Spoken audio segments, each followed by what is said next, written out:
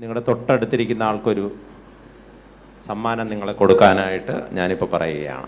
உங்கள் பக்கத்தில் இருக்கவங்களுக்கு பரிசு கொடுப்பதுக்கு நான் இப்போ சொல்கிறேன். ഒരു നല്ല നുള്ളു കൊടുത്തോ. ஒரு கிள்ளுங்க. എല്ലാവരും തമ്മിൽ ஒருத்தருக்கு மாறி மாறி கிள்ளிக்கோங்க, அதான் பரிசு. அப்படி இல்லை, நல்ல ஒரு கிள்ளு. ഓക്കെ. ഇനി അടുത്ത് ഞാൻ പറയുന്നത് അതുപോലെ പറയണം. இனிமேல் நான் சொல்கிறத அப்படியே நீங்கள் சொல்லணும். നുള്ളിയ ആൾ അടുത്ത ആളോട് പറയണം. இப்போ கிண்ணங்கள் அவங்க சொல்லணும். പറഞ്ഞോ. சொல்லுங்க, கிண்ணவங்க சொல்லுங்க. ഞാൻ ഉറങ്ങിയാൽ, நான் தூங்கினா എന്നെ ഇതുപോലെ സഹായിക്കണേ, இந்த மாதிரி எனக்கு உதவி செய்யணும். മനസ്സിലായല്ലോ? விளங்கிச்சா? கிள்ளு வாங்கினவங்க சொல்லணும், நான் தூங்கினேன்னா இதே மாதிரி எனக்கு உதவி செய். നമ്മുടെ അടുത്ത വിഷയം എന്ന് പറയുന്നത് പാഷൻ ഫോർ പ്യൂരിറ്റി. நம்முடைய அடுத்த கருப்பொருள் கற்பு அல்லது தூய்மை நிலை என்பதின் மேல் உள்ள பேரார்வம். വിശുദ്ധിയോടെ ജീവിക്കാനായിട്ട് ദൈവം നമ്മളെക്കുറിച്ച് പ്രതീക്ഷിക്കുന്നുണ്ട്.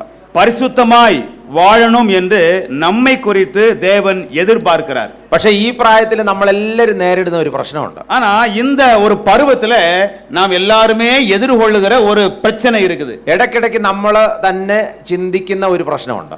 அவ்வப்போது நமக்கு நாமே எண்ணிக்கொள்ளுகிற ஒரு சிந்தனை உண்டு. വിശുദ്ധിയോടെ ഈ കാലത്ത് ജീവിക്കാൻ പറ്റുമോ? இந்நாட்களில இக்காலத்துல பரிசுத்தமாய் வாழ முடியுமா? கற்போடு இருக்க முடியுமா? അങ്ങനെ പറ്റും എന്നുള്ള ഒരു കൈ ഒന്ന് പൊക്കിക്കോ. சாதிக்கும், பரிசுத்தமாய் கற்பாய் இருக்க முடியும் என்று சொல்லுகிறவங்க கையை உயர்த்துங்க. இந்த காலத்திலையும் பரிசுத்தமாய் கற்புடன் வாழ முடியும் சொல்றவங்க கை தூக்குங்க. നിങ്ങളുടെ കൈയൊന്നും കാണുന്നില്ല. നല്ല റോക്കറ്റ് പൊങ്ങും പോലെ പൊങ്ങട്ടെ. ராக்கெட் மாதிரி கை உயரணும். ഓക്കെ, കൈ താഴ്ത്തിയിട്ടോ, கைகளை போடுங்க. പലപ്പോഴും നമുക്ക് ഉണ്ടാകുന്ന ചില തെറ്റിദ്ധാരണകളുണ്ട് ഈ വിഷയത്തിൽ. இந்த கருத்தை பொறுத்த மட்டும் பல நேரங்களில் நமக்கு ஒரு தவறான புரிந்து கொள்ளுதல் இருக்கும். ഒന്നാമത്തെ തെറ്റിദ്ധാരണ എന്ന് പറയുന്നത്, முதலாவது தவறாக புரிந்து கொள்ளுதல் என்பது, ദൈവം വിശുദ്ധിയോടെ ജീവിക്കാൻ ചിലരെ കുറിച്ച് മാത്രമേ പ്രതീക്ഷിക്കുന്നുള്ളൂ. அதாவது கர்த்தரை பொறுத்த மட்டும் பரிசுத்தமாய் வாழ வேண்டும் என்று சிலரை மட்டும்தான் அவர் எதிர்பார்க்கிறாரு. അത് ചിലർക്ക് പ്രത്യേകം കൊടുത്തിരിക്കുന്ന ഒരു പദവിയാണ്. அது சில பேருக்கு தனிச்சிறப்பாக கொடுக்கப்பட்டிருக்கிற ஒரு பதவி. ഇതെല്ലാവർക്കും കിട്ടത്തില്ല. இது எல்லாருக்குமே கிடைக்காது. ചിലപ്പോൾ നമ്മുടെ മനസ്സിൽ അങ്ങനെ ഒരു ചിന്ത വരും. சில நேரங்களில் நம்ம மனசுல அப்படி ஒரு எண்ணம் வரும். രണ്ടാമത് വേറൊരു തെറ്റിദ്ധാരണയുണ്ട്. இரண்டாவது மற்றொரு தவறான புரிதல். അല്പ പ്രായവും പക്വതയൊക്കെ ഉള്ളവർക്ക് മാത്രമേ ഈ സംഭവം കിട്ടത്തുള്ളൂ. கொஞ்சம் வயது, கொஞ்சம் விவரம் பெரியவங்க ஆனாதான் இந்த மாதிரி கிடைக்கும் அப்படின்னு சொல்லி. ഇനി വേറൊരു ചില തെറ്റിദ്ധാരണയുണ്ട്. இன்னும் வேறு சில தவறான புரிந்து கொள்ளுதலும் இருக்கிறது. ഈ വിശുദ്ധ ജീവിതം എന്നത് മറ്റനേക കാര്യങ്ങൾ നേടിയതിന് ശേഷം അവസാനം കിട്ടുന്ന ഒരു സാധനമാണ്. இந்த பரிசுத்த வாழ்க்கை அப்படிங்கிறது எத்தனையோ காரியங்கள் நம்ம சாதிச்சதுக்கு பிறகு கடைசியாக நம்ம சாதிக்கக்கூடிய ஒன்று என்று நினைப்பது. ഇനി വേറെ ചിലർ ചിന്തിക്കുന്നത്, இனி மற்ற சிலர் நினைப்பது, രക്ഷിക്കപ്പെട്ടതിന് ശേഷം എങ്ങാനും ഒരു തെറ്റ് ചെയ്താൽ പിന്നെ ഒരിക്കലും വിശുദ്ധ ജീവിതത്തിൽ നയിക്കാൻ പറ്റത്തില്ല. ரட்சிக்கப்பட்டதுக்கு பிறகு எப்போவாவது ஒரு தவறு வந்து விட்டா இனிமேல் பரிசுத்தமா வாழவே முடியாது என்று நினைப்பது. വേറെ ചിലർ ചിന്തിക്കുന്നത്, இனி வேற சில நினைப்பது, വിശുദ്ധ ജീവിതം എല്ലാ വിശ്വാസികൾക്കും കിട്ടത്തില്ല, ചിലർക്ക് മാത്രം. பரிசுத்த வாழ்க்கை அப்படிங்கிறது அனைத்து விசுவாசிகளுக்கும் கிடைக்காது, ஒரு சிலருக்கு மட்டும்தான் கிடைக்கும் என்பது. ഇനി ഞാൻ കൊച്ചിലെ ചിന്തിച്ചിരുന്ന ഒരു തെറ്റിദ്ധാരണയുണ്ട്. நான் சிறுவனாய் இருந்தபோது நினைத்திருந்த ஒரு தவறான புரிந்து கொள்ளுதல் இருக்கிறது. വിശുദ്ധ ജീവിതം കിട്ടണമെങ്കിൽ നല്ലവണ്ണം ബൈബിൾ കോളേജിലൊക്കെ പഠിച്ച് ഗ്രീക്കും ഹീബ്രു അറിയണം. பரிசுத்த வாழ்க்கை கிடைக்கணும், பரிசுத்தமாய் வாழ வேணும்னா நல்ல வேதாகம பாடசாலை படித்து கிரேக்கு எபிரேய மொழியெல்லாம் கற்றுக்கொண்டு இருக்கணும்னு நினைச்சேன். അങ്ങനെ ഉണ്ടെങ്കിൽ ചിലപ്പം കിട്ടാനുള്ള സാധ്യതയുണ്ട്. அப்படியெல்லாம் இருந்தால் ஒருவேளை இந்த பரிசுத்த இல்ல தூய்மையான ஒரு கற்பான வாழ்வு எனக்கு கிடைக்கும் நினைச்சேன். ഇനി വേറെ ചിലർ ചിന്തിക്കുന്നത്, இனி வேற சில பேர் எப்படி நினைக்கிறாங்க, സ്നാനപ്പെട്ട് കല്യാണം കഴിഞ്ഞ് പിന്നെ മക്കളൊക്കെ ആയതിനു ശേഷമാണ് വിശുദ്ധ ജീവിതം കിട്ടുന്നത്. ஞானஸ்நானம் எடுத்து கல்யாணம் முடிச்சு பிள்ளை குட்டியெல்லாம் பெற்று அதுக்கு பிறகுதான் பரிசுத்தமா வாழ முடியும் நினைக்கிறது. നിങ്ങൾ എന്താണ് ചിന്തിക്കുന്നത്? சரி, நீங்க என்ன நினைக்கிறீங்க? இதை நாங்க சொன்னதெல்லாம் பல பேர் தவறாய் புரிந்து கொண்டு அவருடைய கருத்துக்கள், அவருடைய புரிந்து கொள்ளுதல்கள். இப்போ நீங்க சொல்லுங்க, பரிசுத்தமாய் வாழ்வதை குறித்து நீங்க என்ன நினைக்கிறீங்க? சொல்லுங்க. இது வாலிபர் கூடுகை, அதுக்கு தான் உங்களை மட்டும் உட்கார வச்சு யார பெரிய உங்க பெற்றோரையோ உங்க சபையில் மூப்பர் யாரையும் உட்கார வைக்கல.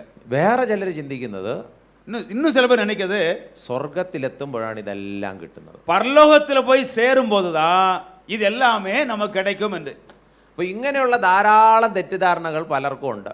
இப்படிப்பட்ட ஏராளமான தவறான புரிந்து கொள்ளுதல், ஒரு பிழையான கருத்து அநேக இடத்துல இருக்கிறது. നമുക്കും മിക്കവാറും ഇതിൽ ഏതെങ്കിലുമൊക്കെ ഒരു തെറ്റിദ്ധാരണ കാണും. இதே மாதிரி நமக்கும் ஏதாவது இது போன்ற சில தவறான புரிந்துகொள் இருக்கலாம். നല്ല പ്യൂരിറ്റിയിൽ ജീവിക്കുക എന്നുള്ളത് ഇന്നത്തെ കാലത്ത് പറ്റത്തൊന്നുമില്ല. நல்ல ஒரு கற்பாக நல்ல ஒரு தூய்மையாய் வாழ முடியும் என்பது இந்நாட்களிலே சாத்தியமாகாது. ഇനി വേറെ ചിലരുടെ ചിന്തയുണ്ട്. இனி நிறைவாக வேறு சில பேர் இப்படி நினைக்கிறாங்க, ഈ വിശുദ്ധ ജീവിതം എന്ന് പറഞ്ഞാൽ കഠിന പ്രയത്നം ചെയ്ത് ഈ സ്വാമിമാരൊക്കെ മറ്റേ ഇത് എവിടെയെങ്കിലുമൊക്കെ ഒറ്റയ്ക്ക് പോയി താമസിക്കുമല്ലോ, അവസാനം കിട്ടുന്ന ഒരു സാധനം, നല്ല പ്രയത്നം ചെയ്യണം. இனி பரிசுத்த வாழ்க்கை, தூய்மையான வாழ்வு அப்படிங்கிறது நிறைய சாமியார்லாம் பண்றாங்கல்ல, ஒரு வனவாசம் போல துறவரம் பூண்டு தனியே இருந்து ரொம்ப கடினமாக முயற்சி செய்தால்தான் கிடைக்கும் என்று நினைப்பது. അപ്പം ഇങ്ങനെയാണ് അനേകരുടെ തെറ്റിദ്ധാരണകൾ. இப்படித்தான் நிறைய பேருடைய தவறான நினைவுகள். അപ്പോൾ ഇനി നമ്മൾ ചിന്തിക്കാൻ പോകുന്നത് എന്തുകൊണ്ടാണ് ഇത് ഇത്രയും പ്രാധാന്യമുള്ളത്. இனி நம்ம என்ன நினைக்க போறோம்னா, ஏன் இது இந்த அளவிற்கு முக்கியத்துவம் வாய்ந்தது? നമ്മുടെ ശരീരത്തിൽ ഏറ്റവും പ്രധാനപ്പെട്ട ഒരു സംവിധാനം ദൈവം തന്നിട്ടുണ്ട്. நம்முடைய உடலை பொறுத்தப்பட்டிலே மிக மிக முக்கியமான அம்சத்தை தேவன் தந்திருக்கிறார். ഹൃദയമിടിപ്പ്, ഹൃദയത്തിന്റെ ഇടിപ്പ്, இதய துடிப்பு.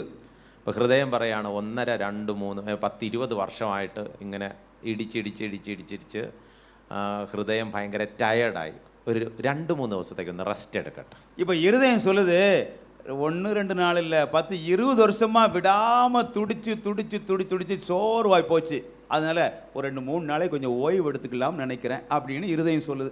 അപ്പം നിങ്ങൾ പറയോ, ആ ശരി എങ്കിൽ റെസ്റ്റ് എടുത്തോ, കുഴപ്പമില്ല, പാവം കഷ്ടപ്പെടില്ല, റെസ്റ്റ് എടുത്തോ.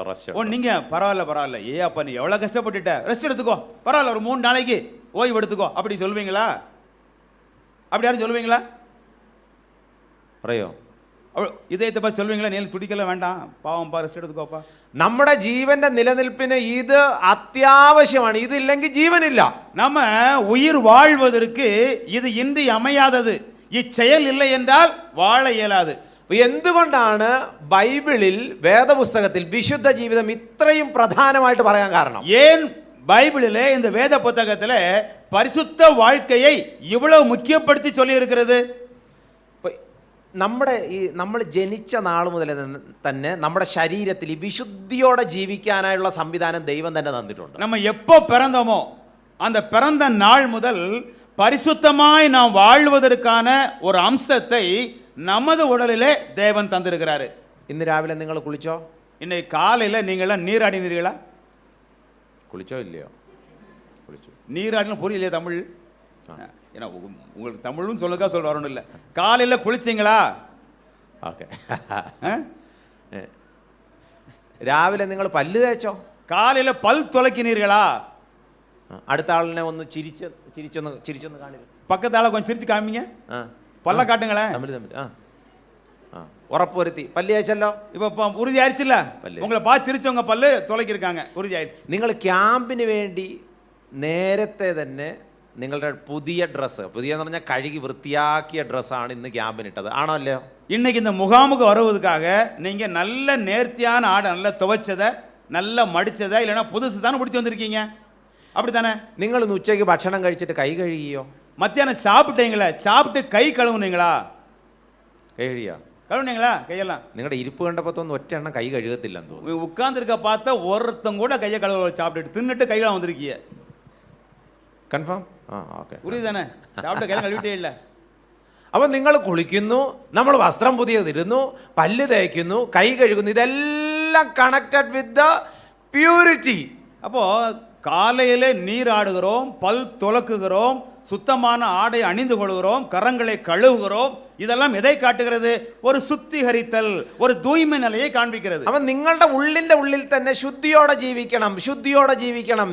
എൻ്റെ ശരീരത്തിൽ നിന്ന് നാറ്റം അടുത്ത ആൾക്കൊന്നും വരരുത്. ഈ ഒരു ചിന്ത നമുക്കുണ്ട്. அப்போ நம்முடைய உள்ளான மனதிலே நான் சுத்தமாய் வாழணும், நான் சுத்தமாய் என்னை காத்து கொள்ளணும், என்னிலிருந்து ஒரு பொல்லாத மனம் வேற ஒருவருக்கு போகக்கூடாது அப்படிங்கிற எண்ணம் இருக்கிறது இல்லையா? ഈ ചിന്ത തന്നത് ദൈവമാണ്. இந்த எண்ணத்தை தந்தது தேவன். എന്തുകൊണ്ട് ബൈബിളിൽ ഇത്രയും വിശുദ്ധിയോടെ നമ്മൾ ജീവിക്കുന്നു എന്ന് പറയുന്നത് ഒന്നാമത്തെ കാരണം, இந்த அளவிற்கு நாம் ஏன் பரிசுத்தமாய் வாழ வேண்டும் என்று பைபிள் சொல்வதற்கு முதலாவது காரணம் 1 Peter 1:16. 1 பேதுரு 1ஆம் அதிகாரம் 16வது வசனம். பைபிள் எல்லாரும் தரங்க, யாரோ ஒரு ஆள் படிக்கட்டும்.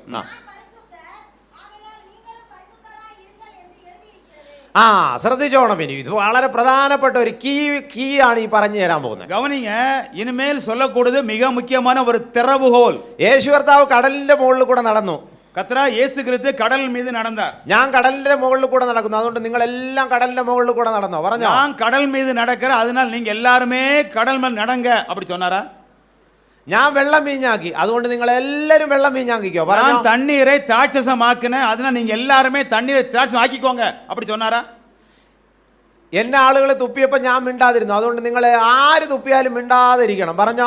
என் மீது உமிழ்ந்த பொழுது நான் மௌனமா இருந்தேன், அதனால உங்க மேல யார் துப்பினாலும் நீங்க பேசாம இருந்துக்கோங்க அப்படி சொன்னாரா? പക്ഷെ ദൈവത്തിന്റെ ഒരു സ്വഭാവം മാത്രമേ പറഞ്ഞിട്ടുള്ളൂ, ഞാൻ ഇങ്ങനെ ആയതുകൊണ്ട് നിങ്ങളും ഇതുപോലെ തന്നെ ഇരിക്കണം. ஆனால் தேவனுடைய ஒரே ஒரு பண்பு மட்டும் தான் சொல்லப்பட்டிருக்குது, நான் இப்படிப்பட்டவனாய் இருந்தால் நீங்களும் இப்படிப்பட்டவராகவே இருக்கணும். ദൈവത്തിന്റെ മറ്റെല്ലാ സ്വഭാവങ്ങളും നമ്മൾ അനുകരിക്കണം, അത് മാറ്റമൊന്നുമില്ല. கர்த்தருடைய மற்ற எல்லா பண்புகளையும் நாம் பின்பற்ற வேண்டும், அதில் மாற்று கருத்து இல்லை. പക്ഷെ സ്പെസിഫിക് ആയിട്ട് എടുത്തു പറഞ്ഞിരിക്കുകയാണ്, ஆனால் குறிப்பிட்டு வரையறுத்து சொல்லப்பட்டிருக்கிறது. ദൈവം വിശുദ്ധനാണ്, അതുകൊണ്ട് നമ്മളും വിശുദ്ധരായിരിക്കണം. தேவன் கர்த்தர் பரிசுத்தர், ஆகவே நாமும் பரிசுத்தராய் இருக்கணும். அப்போ ഇതൊരു കൽപ്പനയാണ്. ஆக இது ஒரு கட்டளை.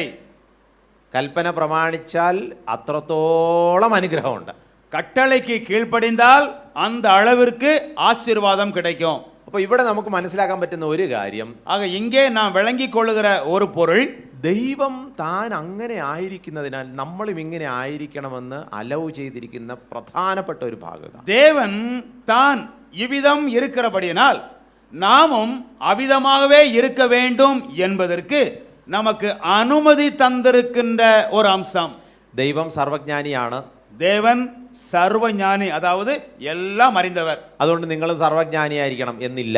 அதனாலே நீங்களும் எல்லாம் அறிந்த ஒரு சர்வஞானியாக இருக்க வேண்டும் என்று அல்ல. ഞാൻ സർവശക്തനാണ്, അതുകൊണ്ട് നിങ്ങളും സർവശക്തരായിരിക്കണം എന്നില്ല. நான் சர்வ வல்லவர், ஆகவே நீங்களும் சர்வ வல்லவராய் இருக்க வேண்டும் என்று இல்லை.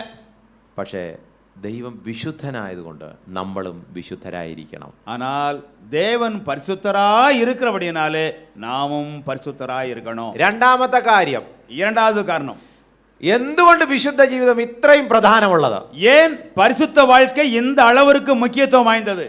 ഈ വിശുദ്ധ ജീവിതം മറ്റെല്ലാ അനുഗ്രഹങ്ങളിലേക്കുമുള്ള ആദ്യത്തെ വാതിലാണ്. இந்த பரிசுத்த வாழ்வு என்பது மற்ற அனைத்து ஆசீர்வாதங்களுக்கும் உள்ள முதல் கதவு, வாசல். ഒന്നാമത്തെ വാതിലിൽ കയറിയാൽ രണ്ടാമത്തെ മൂന്നാമത്തെ നാലാമത്തെ എല്ലാ വാതിലും കയറാൻ പറ്റും. முதல் வாசலில் நுழைந்தால்தான் இரண்டாவது மூன்றாவது எஞ்சியுள்ள அனைத்து வாசல்களுக்குள்ள நுழைய முடியும். മോൻ എത്രാമത്തെ ക്ലാസ്സിൽ പഠിക്കുന്നു? Which class you are study? தம்பி நீ எந்த வகுப்பு படிக்கிறப்பா? 9th 9ஆம் வகுப்பு. 1ஆம் ക്ലാസ്സിൽ പാസ്സായ? ஒன்னாவது பாஸ் பண்ணியா? 2 1 പാസ് പണിയത് കൊണ്ടാണ് ഈ 9 വരെ എത്തിയത്. முதலாம் வகுப்பு தேர்ச்சி அடைஞ்சதுனால தான் 9ஆவது வகுப்பு வரைக்கும் வந்து சேர்ந்துருக்காரு அவரு. ചിലർക്ക് 9ലും 10ലും പോകാൻ ഭയങ്കര ഇഷ്ടമാണ്, പക്ഷെ 1ஆம் ക്ലാസ് പോകത്തില്ല. சில பேருக்கு 9ஆம் வகுப்பு 10ஆவது படிக்கிறது ரொம்ப இஷ்டம், ஆனால் 1ஆம் வகுப்பு போக மாட்டாங்க. കൊച്ചു പിള്ളേരെ നിങ്ങൾ കണ്ടില്ല? കൊച്ചു പിള്ളേർ അവരോട് എനിക്ക് ഡോക്ടർ ആകണം, എഞ്ചിനീയർ ആകണം എന്നൊക്കെ പറഞ്ഞ് ഭയങ്കര ഇത് പറയും. நீ சின்ன பிள்ளை பார்த்துருக்கீங்களா? சொல்லுவாங்க, நான் டாக்டர் ஆகணும், நான் இன்ஜினியர் ஆகணும் அப்படின்னு சொல்லிட்டு இருப்பாங்க. അപ്പോൾ ഈ കൊച്ചു കുട്ടിയുടെ അമ്മയും അച്ഛനും പറയും, നഴ്സറി പോയി പഠിയടാ, നഴ്സറി പോടാ, ABCD പഠിയടാന്ന് പറയും. அப்போ நான் டாக்டரா போகிறேன், இன்ஜின் ஆக போறான்னு சொல்ற பிள்ளைய அப்பா அம்மா சொல்லுவாங்க, சரி இந்த மழலை வகுப்புக்கு போங்க, சின்ன சின்ன ஸ்கூல் வகுப்பு இருக்கியா அந்த வகுப்புக்கு போங்கன்னு அனுப்புவாங்க. உடனே இவ അവിടെ നിന്ന് പറയും എനിക്ക് പോകണ്ട എനിക്ക് ഡോക്ടർ ആയാൽ മതി എന്ന്. ஆனா இவங்க சொல்ல நான் பள்ளிக்கூடத்துக்குலாம் போக மாட்டேன், ஆனா டாக்டர் ஆனா போதும். ഡോക്ടർ ആകണമെങ്കിൽ ആദ്യം നഴ്സറി പോകണ്ടേ? நீ டாக்டர் ஆனா முதல்ல நர்சரி ஸ்கூலுக்கு போ. നമുക്ക് പല അനുഗ്രഹങ്ങൾ വേണം. എനിക്ക് അങ്ങനെ ആകണം ഇങ്ങനെ ആകണം അത് വേണം ഇത് വേണം എന്നൊക്കെ പറഞ്ഞ് ഭയങ്കര ആവേശമാണ്. நமக்கு பல ஆசை, நான் அப்படி ஆகணும் நான் எப்படி ஆகணும் எனக்கு அது வேணும் இது வேணும், ஆசையெல்லாம் எக்கச்சக்கம் இருக்கு. ഇപ്പൊ ഈ പ്രായത്തിൽ നിങ്ങൾ ഏറ്റവും കൂടുതൽ ആശ വച്ചിരിക്കുന്നത് എന്താണ്? சரி, இந்த உங்க பருவத்துல இந்த வயசுல அதிகமா நீங்க என்ன ஆசை வச்சிருக்கீங்க? உங்க விருப்பம் என்ன? அதிக ஆசை, அதிக பற்று எதில் மேல உங்களுக்கு இருக்கு? 4-5 വർഷം കഴിഞ്ഞ് ஒரு இப்ப இன்னிலிருந்து ஒரு 4-5 வருஷத்துக்கு பிறகு ഇത് പറഞ്ഞപ്പോഴേ ചിലർ ചിരിച്ചു തുടങ്ങി. 4-5 வருஷம்னு சொன்ன உடனே உங்க முகத்துல புன்னகை வந்துருச்சே. 4-5 വർഷം കഴിഞ്ഞ് இன்னும் ஒரு 4-5 வருஷத்துக்கு பிறகு என்ன சொல்லுங்க? ஒரு 4-5 வருஷம் ஆச்சுன்னா அடுத்து நம்ம ஆசை என்ன? சொல்லு, சும்மா சொல்லு. നല്ല ക്ലാപ്പോട്, നല്ല ക്ലാപ്പോട്. அவர் ஒரு கை தட்டுங்க, பாராட்டல் கொடுங்க. എന്തായാലും നിങ്ങൾക്കെല്ലാം കല്യാണം കഴിക്കാനുള്ള വരമുണ്ട്. உங்க எல்லாருக்குமே திருமணம் முடிக்கக்கூடிய வரம் இருக்கிறது. ആരെ കല്യാണം കഴിക്കും? யாரை கல்யாணம் பண்ணுவீங்க? വഴിയെ പോകുന്ന ആരെങ്കിലും കല്യാണം കഴിക്കാം. பாதையில போற யாராவது ஒருத்தர் கட்டு போறாங்க அப்படிங்க. അങ്ങനെയൊന്നുമല്ലല്ലോ ആഗ്രഹം. சரி, அப்படியெல்லாம் ஆசை இல்லையே.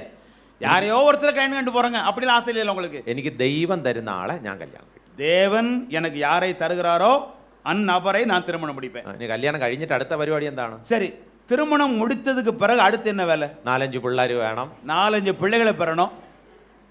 4-5 പോരെ? ഒരു 10-12 പിള്ളേർ, 4 ஒரு 10-12 இருக்கட்டும், പിള്ളേർ, ஒரு 10-12 பிள்ளைய. ഇവരെ വളർത്താനായിട്ട് 2 നില വീട്. இனி இவங்களெல்லாம் வளர்க்கறதுக்கு 2 மாடி வீடு. ഇതൊക്കെ നമ്മുടെ മനസ്സിലെ സ്വപ്നം ആണോ അല്ലേ? ഉള്ളത് പറഞ്ഞാൽ. சரி, இதெல்லாம் நம்ம மனசுல ஒரு கனவா இருக்கா இல்லையா? உள்ளது சொல்லுங்க. എല്ലാവർക്കും കനവുണ്ട്. எல்லாருக்கும் அந்த கனவு இருக்கு. ഇങ്ങനെ ഒരു കനവില്ലാത്തവർ എന്നെ വന്ന് കാണണം, നിങ്ങൾക്ക് കൗൺസിലിംഗ് പ്രത്യേകം തരും. அப்படி எனக்கு எந்த கனவுமே இல்லைன்னு யாராவது இருந்தீங்கன்னா என்கிட்ட வந்து பாருங்க, உங்களுக்கு தனியா ஆலோசனை கொடுக்க வேண்டியது இருக்குது. അപ്പോൾ ഈ കനവെല്ലാം നിറവേറണമെങ്കിൽ ആദ്യത്തെ കതക്, ആദ്യത്തെ വാതിലിൽ കൂടെ പ്രവേശിക്കണം, വിശുദ്ധ ജീവിതം. இப்போ உங்களுடைய கனவுகள் எல்லாம் நனவாக வேண்டும் என்றால் முதலாவது வாசலுக்குள் நுழையணும். அது என்ன வாசல்? பரிசுத்த வாழ்வு. വിശുദ്ധിയോടെ ജീവിച്ചാൽ ദൈവം ആഗ്രഹിക്കുന്ന നിലവാരത്തിൽ നമ്മൾ എത്തിച്ചേരും. பரிசுத்தமாய் வாழ்ந்தால் தேவன் விரும்புகிற இடத்தில் நம்மை கொண்டு போய் சேர்ப்பாரு. അപ്പോൾ ബൈബിൾ വിശുദ്ധ ജീവിതം നമ്മൾ നയിക്കണമെന്ന് ദൈവം നമ്മളെക്കുറിച്ച് പ്രതീക്ഷിക്കുന്നു. ஆக தேவன் நம்மை பொறுத்த மட்டிலே நம்ம பரிசுத்தமாய் வாழணும் என்று எதிர்பார்க்கிறாரு. ഇനി അടുത്ത കാര്യം, ഇനി അടുത്ത വിഷയം, നമുക്ക് എല്ലാവർക്കും വിശുദ്ധിയോടെ ജീവിക്കാൻ പറ്റും. അതാണ് ഇതിനകത്ത് പ്രധാനപ്പെട്ട കാര്യം. நம்ம எல்லாராலுமே பரிசுத்தமாக வாழ முடியும். அதுதான் இதுக்குள்ள மிக முக்கியமான விஷயம். പിശാച് വന്ന് പറയും നിന്നെ കൊണ്ട് പറ്റത്തില്ല, നിന്നെ കൊണ്ട് പറ്റത്തില്ല, കഴിഞ്ഞ പ്രാവശ്യം നീ ക്യാമ്പിന് വന്നിട്ട് തീരുമാനം എടുത്ത് നീ എല്ലാം ഫെയിലായി, പറ്റത്തില്ല എന്ന് പറയും. பிசாசு என்ன சொல்லுவான்? ஒன்னால பரிசுத்தமா வாழ முடியாது, ஒன்னால முடியாது, போன முறை கேம்புக்கு வந்த தீர்மானம் எல்லாம் எடுத்த அதெல்லாம் தோத்து போயிட்ட, அதனால ஒன்னால எல்லாம் பரிசுத்தமாய் வாழ முடியாதுன்னு பிசாசு நமக்கு சொல்லுவான். പക്ഷെ ദൈവം പറയാണ് നമ്മൾ ഇവിടെ ഇരിക്കുന്ന ഏത് പ്രായക്കാരെ കൊണ്ടും വിശുദ്ധ ജീവിതം നയിക്കാൻ സാധിക്കും. ஆனால் கர்த்தர் சொல்கிறார், இங்கே இருக்கிற எந்த வயது உடையவராக இருந்தாலும் அவர்களால் பரிசுத்தமாய் வாழ முடியும். തൊട്ടടുത്തിരിക്കുന്ന ആൾക്ക് ഷെയ്ക്കൻഡ് കൊടുത്തിട്ട് പറഞ്ഞോ, இப்போ உங்க பக்கத்தில் இருக்கிறவங்களுக்கு கரம் குலுக்கிட்டு நீங்க இப்படி சொல்லுங்க, എനിക്ക് വിശുദ്ധിയോടെ ജീവിക്കാൻ പറ്റും, என்னால் பரிசுத்தமாய் வாழ முடியும். கரம் கொடுங்க, நான் சொன்னதை சொல்லுங்க, என்னால். Very good. ഇത് പറഞ്ഞിട്ട് റൂമിൽ പോയിട്ട് എന്നെ കൊണ്ട് പറ്റത്തില്ലെന്ന് പറയരുത്. இங்க சொல்லிட்டு ரூம் போயிட்டு என்னால முடியாதுன்னு சொல்லாதீங்க. നമ്മളെല്ലാരെയും കൊണ്ട് സാധിക്കും ഈ വിശുദ്ധ ജീവിതം. பாருங்க, இந்த பரிசுத்தமாய் வாழுதல் என்பது நம்ம எல்லாராலும் முடியும். നമ്മൾ ചിന്തിക്കുന്നത് ഞാനെങ്ങാനും വല്ല തെറ്റുവല്ല ചെയ്തു പോയാലോ. நமக்கு என்ன நினைப்பு தெரியுமா? இப்படி சொல்லிட்டோம், ஆனா நான் ஏதாவது தப்பு பண்ணிட்டோம்னா. ഈ ഏദൻ തോട്ടത്തിൽ പിശാച് വന്ന് ഹവയോട് എന്തോ പറഞ്ഞു? ஏதேன் தோட்டத்தில் பிசாசு வந்து ஏவாள் இடத்துல என்ன சொன்னது? ஏவாள் சொன்னது என்ன? சத்தமா சொல்லு. ദൈവനെ പോലെ ആകും, അതിന് എന്ത് ചെയ്യണം? அது சொல்லு, நிமிஷம் எடுத்தான். ആ ഈ ഈ പഴം പറിച്ച് തിന്നണം. இந்த விருட்சத்தின் கனியை நீ பறித்து புசிக்கணும். ഉടനെ ഹവ്വ എന്തോ പറഞ്ഞു? உடனே ஏவாள் என்ன சொன்னா? എന്നെ കൊണ്ട് പറ്റൂല, ഞാൻ തിന്നൂല. என்னால முடியாது, நான் திங்க மாட்டேன், எனக்கு முடியாது அப்படி சொன்னாளா? അങ്ങനെ പറഞ്ഞോ? ഹവ്വ മിണ്ടാതെ നിന്നെങ്കിൽ വല്ല സംഭവിക്കുമോ? சரி, ஏவாள் அமைதலா பேசாம இருந்திருந்தா ஏதாவது நடந்திருக்குமா? നടക്കുമോ? ஏவாள் மட்டும் பேசாம வாயை மூடி இருந்தா நடந்திருக்குமா? കേട്ടോ.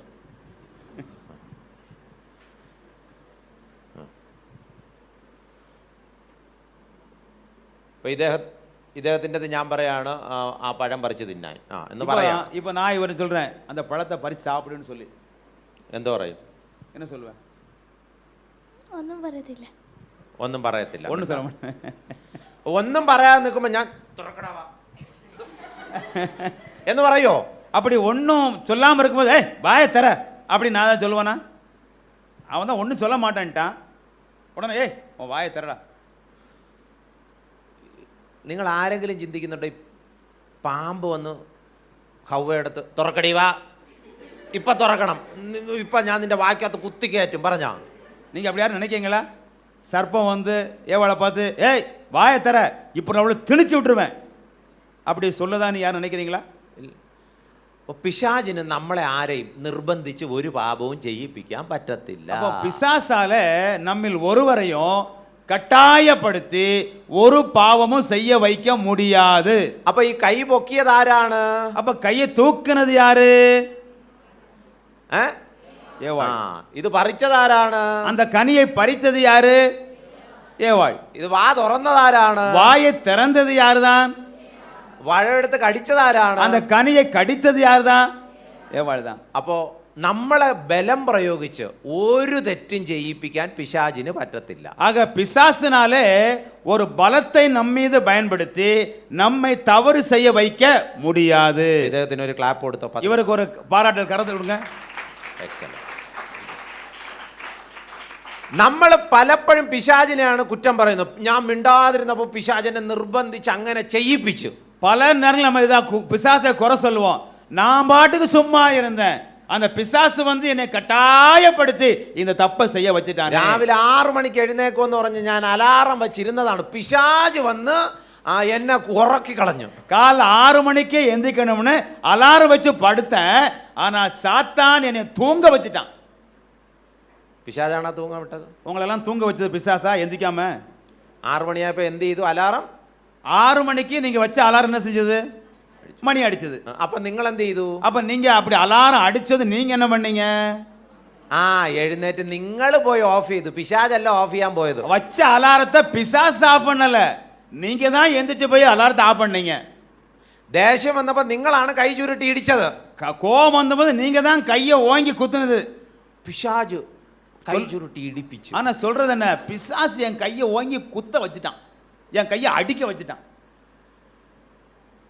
പിശാച് നമ്മളെ ഒന്നും നിർബന്ധിച്ച് ചെയ്യിപ്പിക്കത്തില്ല. சாத்தான் கட்டாயப்படுத்தி நம்ம எதையும் செய்ய வைக்க மாட்டான், முடியாது.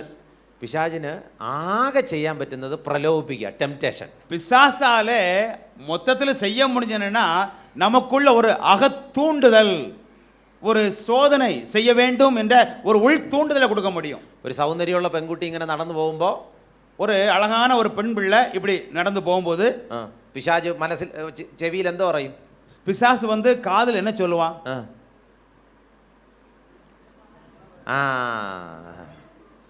അപ്പൊ നമ്മള്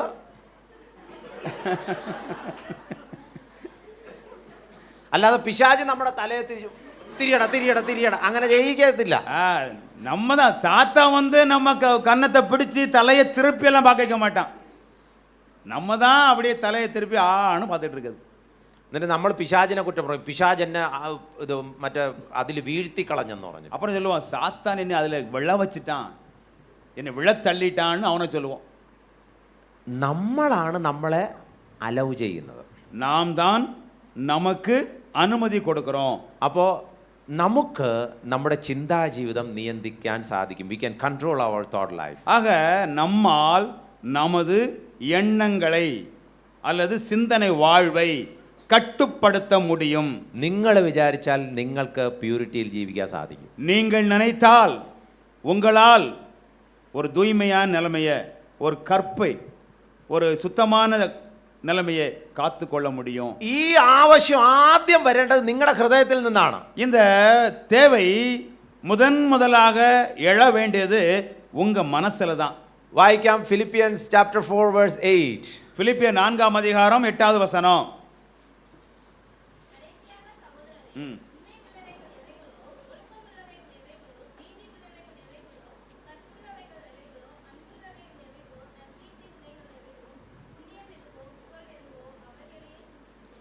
എന്താണ് ചിന്തിക്കേണ്ടതെന്ന് ബൈബിളിൽ വ്യക്തമായിട്ട് പറഞ്ഞിരിക്കുകയാണ്.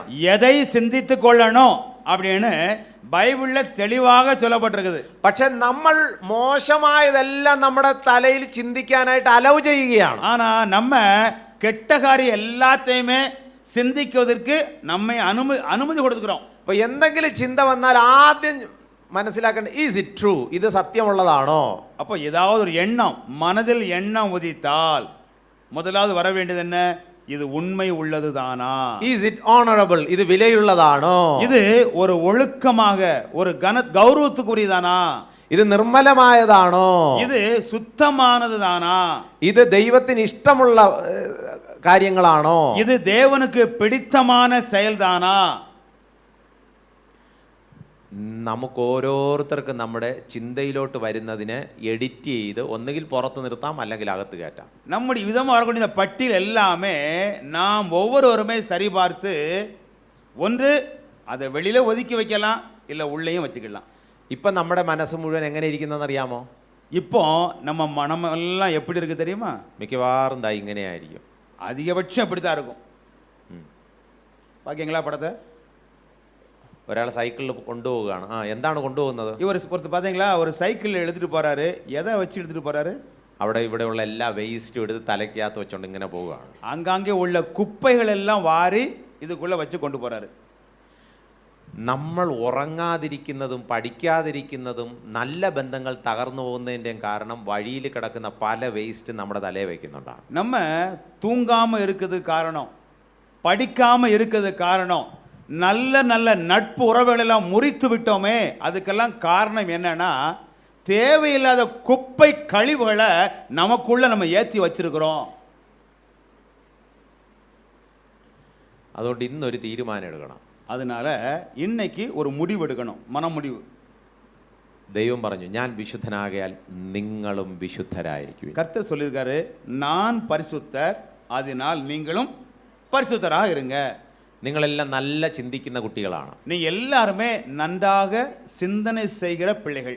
നിങ്ങളെല്ലാം നല്ല ഓർമ്മയുള്ള പിള്ളേരാണ്. நீங்க எல்லாருமே நல்ல நினைவாற்றல் உள்ள பிள்ளைகள். നിങ്ങളെല്ലാവരും പറയുന്ന കാര്യം മനസ്സിലാക്കി പ്രവർത്തിക്കാൻ കഴിവുള്ളവരാണ്. நீங்க எல்லாருமே சொல்லப்பட்டதை மனதில் விளங்கிக் கொண்டு அவ்விதம் செயல்படுவதற்கு திறமை மிக்கவர்கள். ഇതൊന്നും ഇല്ലാത്ത ചില ആളുകളെ നമ്മൾ വഴി കാണും. இப்போ சொன்ன இந்த எதுவுமே இல்லாத சில பேரை நம்ம பாதையில் பார்ப்போம்.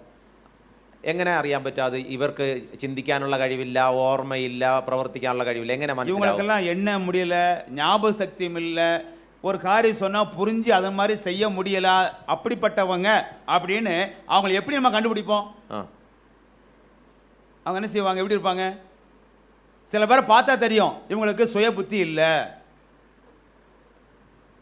அவங்க எங்கே இருப்பாங்க, என்ன செய்வாங்க, எப்படி கண்டுபிடிப்பீங்க? எப்படி கண்டுபிடிப்பீங்க அவங்கள? Dress code. അവരുടെ ഡ്രസ്സൊക്കെ കീറിയിരിക്കും. அவங்க போட்டிருக்க ஆடை எல்லாமே கிழிந்த கந்தலாம் ஆடையாக இருக்கும், அதை பற்றி அவங்களுக்கு தெரியாது. തലമുടിയൊക്കെ ഇങ്ങനെ നീട്ടി വളർത്തി ഇങ്ങനെ കെട്ടി കെട്ടി കെട്ടി കെട്ടി വെച്ചിരിക്കും. தலைமுடியெல்லாம் வளர்த்து அப்படி சடசடையாக ஒட்டி ஒட்டி இருக்கும். അവർ പറയുന്നത് എന്താണെന്ന് പോലും നമുക്ക് മനസ്സിലാകത്തില്ല. அவங்க என்ன சொல்றாங்கிறது கூட நமக்கு விளங்காது. അവർക്ക് രാത്രിയും പകലും തിരിച്ചറിയത്തില്ല. ராத்திரி பகல் ரெண்டுக்குமே வித்தியாசம் தெரியாது அவங்களுக்கு. ഇനി അവരുടെ ഏറ്റവും വലിയ പ്രത്യേകത എന്താണെന്നറിയാമോ? இனி அவங்களுக்குள்ள அவங்களுக்கே உரிய ஒரு பாணி என்ன தெரியுமா? നമ്മൾ ചപ്പും ചവറും എന്ന് പറഞ്ഞ് കളഞ്ഞ സാധനങ്ങൾ ഇവർ ഭയങ്കര വിലയുള്ളതുപോലെ എടുത്ത് ഇവരുടെ ദേഹത്തൊക്കെ ഇങ്ങനെ കെട്ടിവെക്കും, ഉടുപ്പിലൊക്കെ കെട്ടിവെക്കും, സൂക്ഷിച്ചു വെച്ചിരിക്കും. எதெல்லாம் நம்ம குப்பை அழுக்கு நமக்கு வேண்டாம்னு தூர போடுதோமோ, நமக்கு தூர போட்டதெல்லாம் எடுத்து இவங்க விலையுள்ள பொருள் மாதிரி அவங்க உடம்புல, அவங்க போட்டிருக்க சட்டையெல்லாம் அங்கங்கே கெட்டி வச்சுருப்பாங்க. ബാഗിനകത്ത് കാണുന്ന വേസ്റ്റ് എല്ലാം എടുത്ത് നിറച്ച് ഇങ്ങനെ ഭാരവും കൊണ്ട് നടക്കും. பேகுக்குள்ள இப்படிப்பட்ட கழிவு, வேண்டாத குப்பை, மற்றவங்கெல்லாம் வெறுத்து தள்ளதெல்லாம் அள்ளி அள்ளி வச்சு அதை தூக்கிட்டு இருப்பாங்க. അതിലേതെങ്കിലും ഒരു സാധനം നിങ്ങൾ പോയി എടുക്കാൻ നോക്കിയാൽ അവരെന്തോ പറയും? சரி, அப்படி பேகுக்குள்ள வச்சது குப்பையிலிருந்து ஏதாவது ஒன்றை நீங்கள் எடுக்க முற்பட்டீங்கன்னா என்ன சொல்லுவாங்க அவங்க? തരത്തില്ല ഇതെന്റെതാണ്, തരത്തില്ല എന്ന് പറയും. ஏய் தரமாட்டேன், இது எனக்குள்ளதை தரமாட்டேன்னு சொல்லுவாங்க. ഇതുപോലെയാണ് വിശ്വാസികളായിരിക്കുന്നത് നമ്മളും പലപ്പോഴും. இதே மாதிரி தான் விசுவாசியாக இருக்கிற நாமும் பல நேரங்களில் ദൈവത്തിന് ഇഷ്ടമില്ലാത്ത ചപ്പും ചവറും എല്ലാം നമ്മളെടുത്ത് തലയെ വെച്ചിട്ട് ഇത് എന്റേതാണെന്ന്. தேவனுக்கு விருப்பமில்லாத பல குப்பைகளை, கழிவுகளை, அசுத்தங்களை நமக்குள்ள ஏற்றி வச்சுக்கிட்டு இது எனக்குள்ளது, ஏது எனக்குள்ளது அப்படின்னு சொல்லிட்டு இருக்கிறோம். എന്നിട്ട് നമ്മൾ അതിന് ഭയങ്കര വിലയുള്ളതുപോലെ കണ്ടിങ്ങനെ കൊണ്ട് നടക്കുകയാണ്. இனி நம்ம எப்படி இருக்கோம்? அதெல்லாம் ரொம்ப விலையுள்ள பொருள் மாதிரி, பெரிய பொக்கிஷம் மாதிரி வச்சுக்கிட்டே திரிகிறோம். പക്ഷെ ബൈബിളിൽ പറയുന്നത്, ஆனா பைபிள் சொல்வது എല്ലാവർക്കും ഏത് സാഹചര്യത്തിലും വിശുദ്ധിയോടെ ജീവിക്കാൻ സാധിക്കും. எந்த ஒரு சூழ்நிலை ஆனாலும் எல்லாராலும் பரிசுத்தமாய் வாழ முடியும். വായിക്കാം ബൈബിളിലെ മറ്റൊരു വാക്യം, കൊലോഷ്യൻസ് ചാപ്റ്റർ 3 വേഴ്സ് 1 2 or 3. கொலோசியர் 3ஆம் அதிகாரம் 1, 2, 3 வசனங்கள்.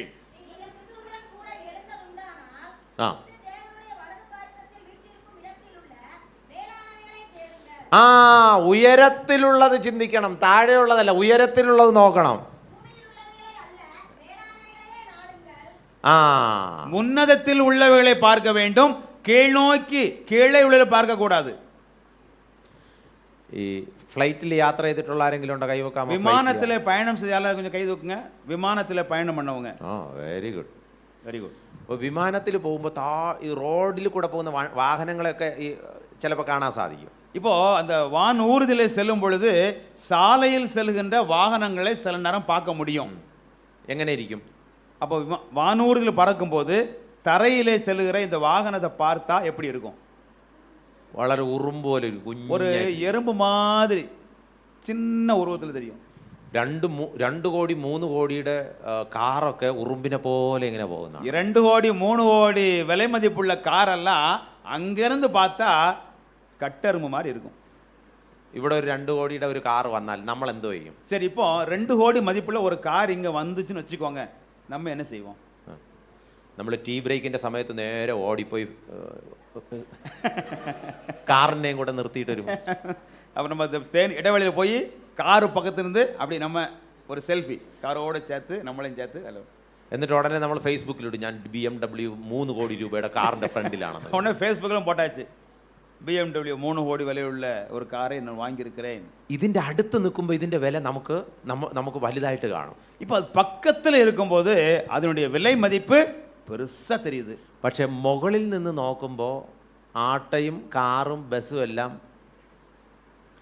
ஆனால் மேலே இருந்து பார்க்கும்போது ஆட்டோவாக இருந்தாலும் சரி, மகிழுந்து, பேருந்து எல்லாமே எறும்பு மாதிரி தான். നമ്മൾ സ്വർഗത്തിലിരുന്ന് നോക്കുമ്പോഴാണ്, ഉയരത്തിലിരുന്ന് നോക്കുമ്പോഴാണ് നമ്മൾ ഇവിടെ വിലയുള്ളതായിട്ട് കാണുന്നതെല്ലാം ചപ്പും ചവറുമായി നമുക്ക് മനസ്സിലാകുന്നത്.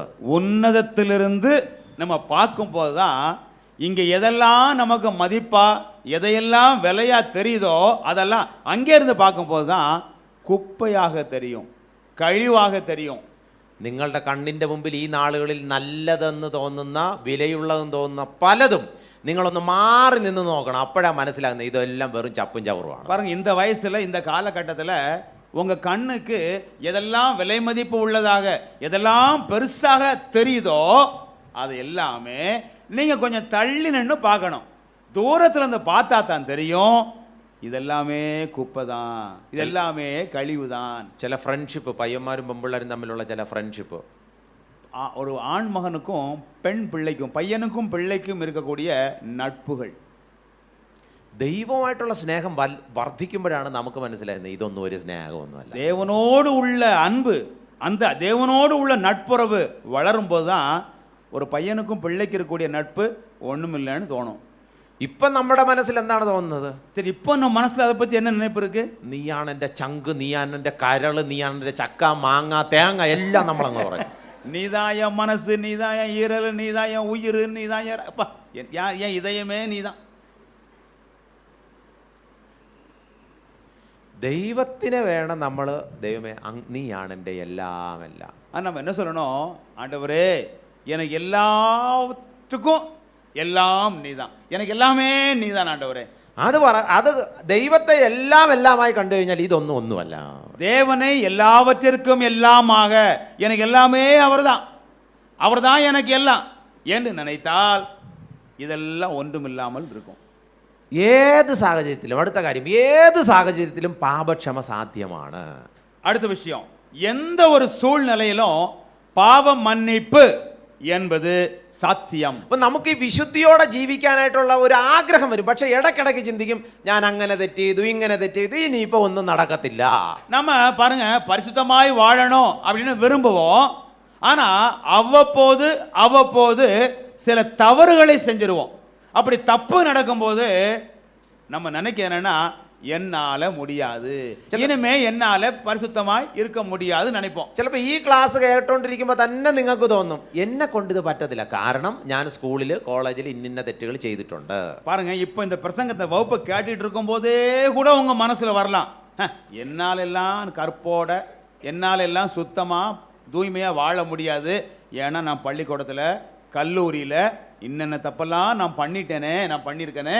ഞാൻ ഇന്ന് ക്യാമ്പിന് വരുമ്പോൾ തന്നെ ചില തെറ്റുകൾ ചെയ്തു, ഇന്നലെ രാത്രി ചില തെറ്റുകൾ ചെയ്തു. நான் இந்த முகாமுக்கு வரும்போதே நேற்று ராத்திரி கூட தவறான காரியங்களை செஞ்சிருக்கிறேன். ഞാൻ വീട്ടിൽ അച്ഛൻ്റെ അടുത്തും അമ്മയുടെ അടുത്തും വഴക്കൂടിയിട്ടാണ് ക്യാമ്പിന് വന്നത്. ഇനി എനിക്ക് വിശുദ്ധ ജീവിതം പറ്റത്തില്ല. நான் வரும்போது எங்க அப்பா அம்மாட்ட சண்டை போட்டுட்டு தான் இந்த முகாமுக்கே வந்திருக்கேன்.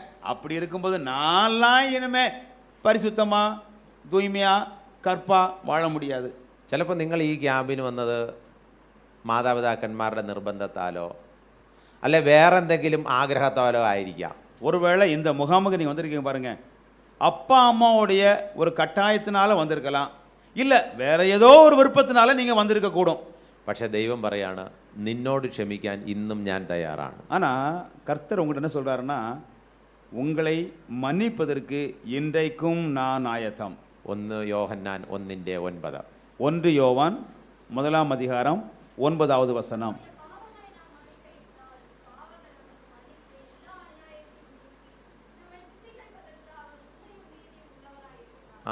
നമ്മുടെ പാപങ്ങൾ എല്ലാ അന്യായവും ദൈവം മാറ്റിത്തരും. நம்முடைய பாவங்கள் அனைத்து அநியாயங்கள் எல்லாவற்றையுமே அவர் நீக்கி விடுவார்.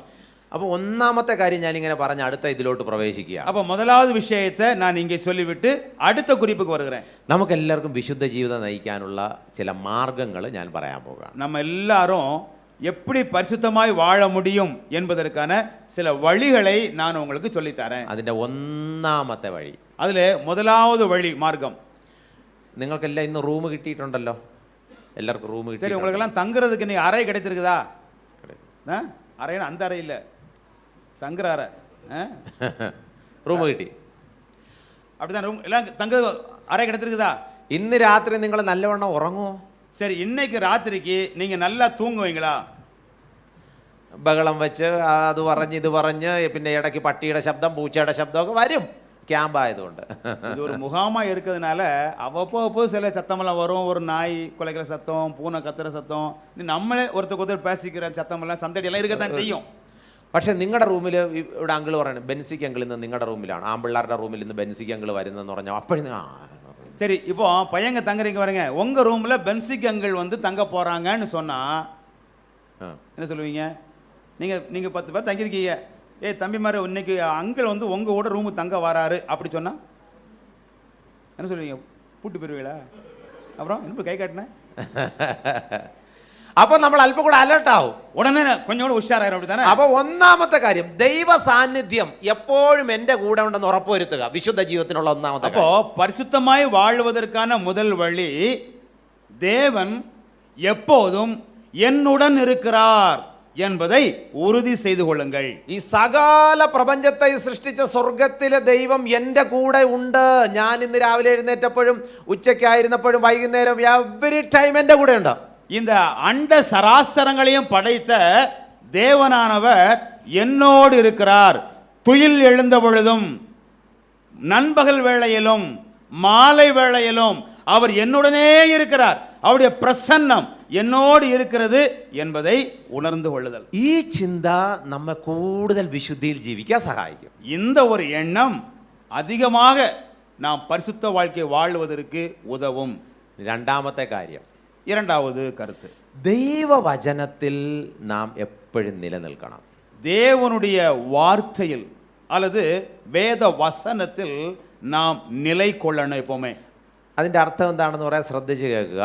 அப்படி வசனத்தில் நிலைத்திருத்தல் என்றால் என்ன என்பதை நான் உங்களுக்கு சொல்றேன், கவனிங்க. നിങ്ങളുടെ ജീവിതത്തിൽ എന്ത് വന്നാലും വചനം വെച്ച് നോക്കിയിട്ട് വേണം ഇതിനകത്തോട്ട് കയറ്റണോ കളയണോ എന്ന് തീരുമാനിക്കാൻ. பாருங்க, உங்க வாழ்க்கையில என்ன வந்தாலும் சரி, வருகிற இந்த காரியத்தை ஆண்டவருடைய வசனத்தோடு நீங்க ஒத்து பார்க்கணும். அதன் அடிப்படையில் தான் இந்த விஷயத்தை நான் ஏற்றுக்கொள்ளலாமா இல்லை புறந்தள்ளலாமா என்று முடிவெடுக்கணும்.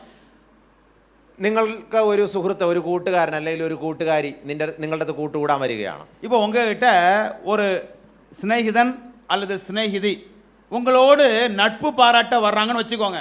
നിങ്ങൾ കോളേജിൽ പോകുമ്പോഴത്തേക്കും ഒരാൾ ചിരിച്ചു I want to become your friend എന്നൊക്കെ പറഞ്ഞ് വരുന്നതെന്ന് ചിന്തിച്ചോ. இப்போ நீங்கள் கல்லூரிக்கு போகிறீங்க, யாரோ ஒருவங்க பார்த்து சிரிக்கிறாங்க, சரி நான் உன் கூட நட்பாக இருக்க விரும்புகிறேன், சிநேகிதனாக இருக்க விரும்புகிறேன் அப்படி சொன்னதாக வச்சுக்கோங்க. അപ്പോൾ ഇത് നല്ലതാണോ തെറ്റായതാണോ എന്ന് എങ്ങനെ അറിയാം? சரி, இது நல்லதா இல்லை கெட்டதா அப்படிங்கிறது எப்படி தெரியும்? புதுசாக பார்த்து உங்களுக்கு சொல்கிறாங்க. നിങ്ങളുടെ ഇപ്പം നിങ്ങളുടെ കൂട്ടുകാരൻ പറയണം വാടാ സിനിമയ്ക്ക് പോടാ, ஒரு சினிமா കാണാമെന്ന് പറയും. இப்போ உன் ஃப்ரெண்டு சொல்கிறான், வாடா நம்ம ஒரு படத்துக்கு போவோம், ஒரு திரைப்படம் போவோம் அப்படின்னு சொல்லலாம். അപ്പോൾ ഇത് ദൈവത്തിന് ഇഷ്ടമാണോ ഇല്ലയോ എന്ന് എങ്ങനെ അറിയാൻ പറ്റും? சரி, இப்போ அவங்க கூட போகிறது கர்த்தருக்கு பிடிக்குமா பிடிக்காதா அப்படிங்கிறத எப்படி நம்ம தெரிஞ்சுக்கலாம்? മഞ്ജുമൽ ബോയ്സ് കാണാൻ പോകാമെന്ന് പറഞ്ഞു നിങ്ങളെ വിളിച്ചു. അപ്പോൾ നിങ്ങൾ മഞ്ജുമൽ ബോയ്സ് കാണാൻ ദൈവമേ മഞ്ജുമൽ ബോയ്സ് കാണാൻ പോകണോ വേണ്ടയോ? மஞ்சுள் பாய்ஸ், ஆண்டவரே மஞ்சுள் பாய்ஸ் பார்க்க போகணுமா வேண்டாமா? എങ്ങനെ അറിയാൻ പറ്റും? சரி, அது போகிறது தப்பா சரியா அப்படிங்கிறது எப்படி நமக்கு தெரியும்? ഞങ്ങളുടെ അടുത്ത് മിക്കവാറും ഇതുപോലുള്ള ക്ലാസ് ക്യാമ്പിന് മുമ്പ് പിള്ളേർ ചോദിക്കുന്ന ചോദ്യമാണ്, ടി വി കാണുന്നത് തെറ്റാണോ, സിനിമ കാണുന്നത് തെറ്റാണോ, ക്രിക്കറ്റ് കളിക്കുന്നത് തെറ്റാണോ എന്നൊക്കെ ചോദിക്കാറുണ്ട്. உங்களை மாதிரி இந்த இளைஞர்களுக்குள்ள வகுப்பு நடத்தும் போது எங்கள் ஊரில் நிறைய பேர் பொதுவாக கேட்குற கேள்வி இதுதான், தொலைக்காட்சி பார்க்கலாமா, கிரிக்கெட் விளையாட போகலாமா, இப்படி பல விஷயங்களை இந்த மாதிரி தான், திரைப்படம் பார்க்கலாமா. അപ്പോൾ ഈ പ്യൂരിറ്റിയിൽ നമ്മൾ നിലനിൽക്കണമെങ്കിൽ ബൈബിളിലെ പ്രമാണം ശരിയായിട്ട് പാലിക്കണം. அப்போது இந்த தூய்மையான நிலைமையை, கற்போடு வாழுதல், சுத்தமாக வாழுதல் எங்கள் நிலையை நம்ம கையாள வேண்டுமானால் தேவனுடைய வசனத்தை நாம் சரியாக கையாளணும். ഈ എയർപോർട്ടിലൊക്കെ പോകുമ്പോൾ അവിടെ നമ്മളെ ചെക്ക് ചെയ്യും. விமான நிலையத்துக்கு போகும்போது நம்மை பரிசோதிப்பாங்க. അപ്പം നമ്മുടെ ബാഗ് എടുത്തൊരു ഇതിനകത്ത് വെക്കണം, நம்முடைய பையெல்லாம் எடுத்து ஒரு இடத்துல வைக்கணும். അപ്പോൾ ബാഗ് എടുത്ത് വെക്കുമ്പോൾ അത് ഇങ്ങനെ ചെക്ക് ചെയ്യും അതിനകത്ത്, അപ്പോൾ ഇതിനകത്ത് വല്ലതും ഉണ്ടോ എന്നറിയാൻ. நம்ம பயண பையை எடுத்து வைக்கும்போது அதற்குள்ளே ஏதாவது இருக்கிறதா என்று விதமாக சோதித்து பார்ப்பாங்க. എന്നിട്ട് ഒരു കട്ടള പോലെ ഒരു സാധനം ഉണ്ട്, അതിനകത്ത് കയറി നിൽക്കുമ്പോൾ അതിലും ചെക്ക് ചെയ്യും. அப்புறமாக கட்டணம் மாதிரி ஒன்று இருக்கும், அதுக்குள்ளே போகும்போது அது நம்ம இப்படிலாம் பரிசோதித்து பார்க்கும். പിന്നെ പോലീസുകാരൻ്റെ അടുത്ത് ഒരു മൊസ്കിറ്റോ ബാറ്റ് പോലെ ഒരു മൊസ്കിറ്റോ ബാറ്റ് കാണും, അതും വെച്ച് ചെക്ക് ചെയ്യും. இனி பக்கத்தில் காவல்கார் வரும்போது நம்ம கொசு அடிக்கிற பேட்டு மாதிரி அதை வச்சு அவர் அப்படி நம்ம மேலெல்லாம் வச்சு அப்படி பார்ப்பார். 3 ചെക്കിങ്ങും കഴിയുമ്പോൾ അവർ പറയും ആ കയറിപ്പോക്കോ എന്ന് പറയും. இப்படி 3 சோதனை முடிஞ்சதுக்கு அப்புறமா சரி நீங்கள் கடந்து பயணமாக போகலாம்னு சொல்லுவாங்க. നിങ്ങളുടെ മുമ്പിൽ എന്ത് വന്നാലും ഈ 3 ചെക്കിങ്ങും കടത്തി വിട്ടാൽ മതി, നിങ്ങൾ ജയിച്ചു. அப்போ உங்ககிட்ட என்ன வந்தாலும் சரி, இந்த 3 சோதனை சாவடிகளையும் நீங்கள் கடத்தி விட்டால் அதை எடுத்துக்கலாம். அப்போ 3 ചെക്കിങ് എന്തരാണെന്ന് പറയാൻ പോവാണ്, ശ്രദ്ധിച്ച് കേട്ടോണം. அந்த 3 சோதனை சாவடிகள் என்ன அப்படிங்கறத சொல்ல போறேன், கவனமா கேளுங்க. Romans 12:2, ரோமர் நிருபம் 12ஆம் அதிகாரம் 2வது வசனம். ஆ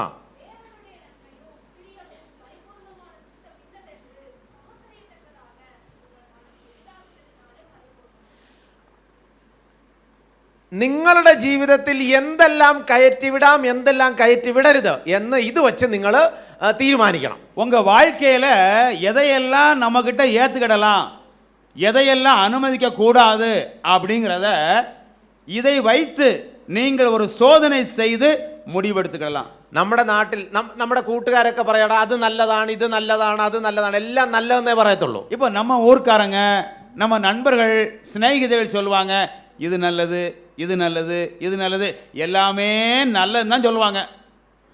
നിങ്ങൾ എവിടെയെങ്കിലും പോകാനായിട്ട് വിളിക്കും, അവൻ നല്ലതാണ് വാ പോകാമെന്ന് പറയും. அப்போ உங்களை எங்கேயாவது போகலாம்னு கூப்பிடும்போது அது ரொம்ப நல்லது வா நல்லதுன்னு சொல்லித்தான் கூப்பிடுவாங்க. അപ്പൊ നിങ്ങൾ ഒന്നാമത്തെ ഗേറ്റിൽ കൂടെ ഇത് കടത്തിവിടണം. அப்போ முதலாவது ஒரு சோதனை சாவடி இருக்கு இல்லையா, அந்த சோதனை வாயில் வழியாக இதை நீங்க கடத்தணும். ഒന്ന്, ഇത് ദൈവത്തിന് നല്ലതാണോ? அந்த முதல் சோதனை சாவடி என்ன தெரியுமா? இது தேவனுக்கு நல்லதா? നിങ്ങളുടെ முதல் சோதனை வாசல். നിങ്ങൾക്ക് നല്ലതാണ്, നിങ്ങളുടെ കൂട്ടുകാർക്ക് നല്ലതാണ്, പക്ഷെ ദൈവത്തിന് ഇത് നല്ലതാണോ? உங்களுக்கு நல்லது, உங்க ஃப்ரெண்டா இருக்கிறா பாருங்க, சிநேகிதனோ சிநேகிதியோ, அவங்களுக்கு நல்லது. ஆனால் தேவனுக்கு இது நல்லதா? அதான் முதல் சோதனை வாசல்.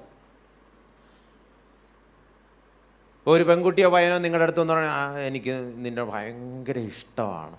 அப்போ ஒரு பெண் பிள்ளை வந்து சொல்லுவானே, என்ன ஒன்று எனக்கு ரொம்ப பிடிச்சிருக்கு, உன் மேலே எனக்கு ரொம்ப விருப்பம்.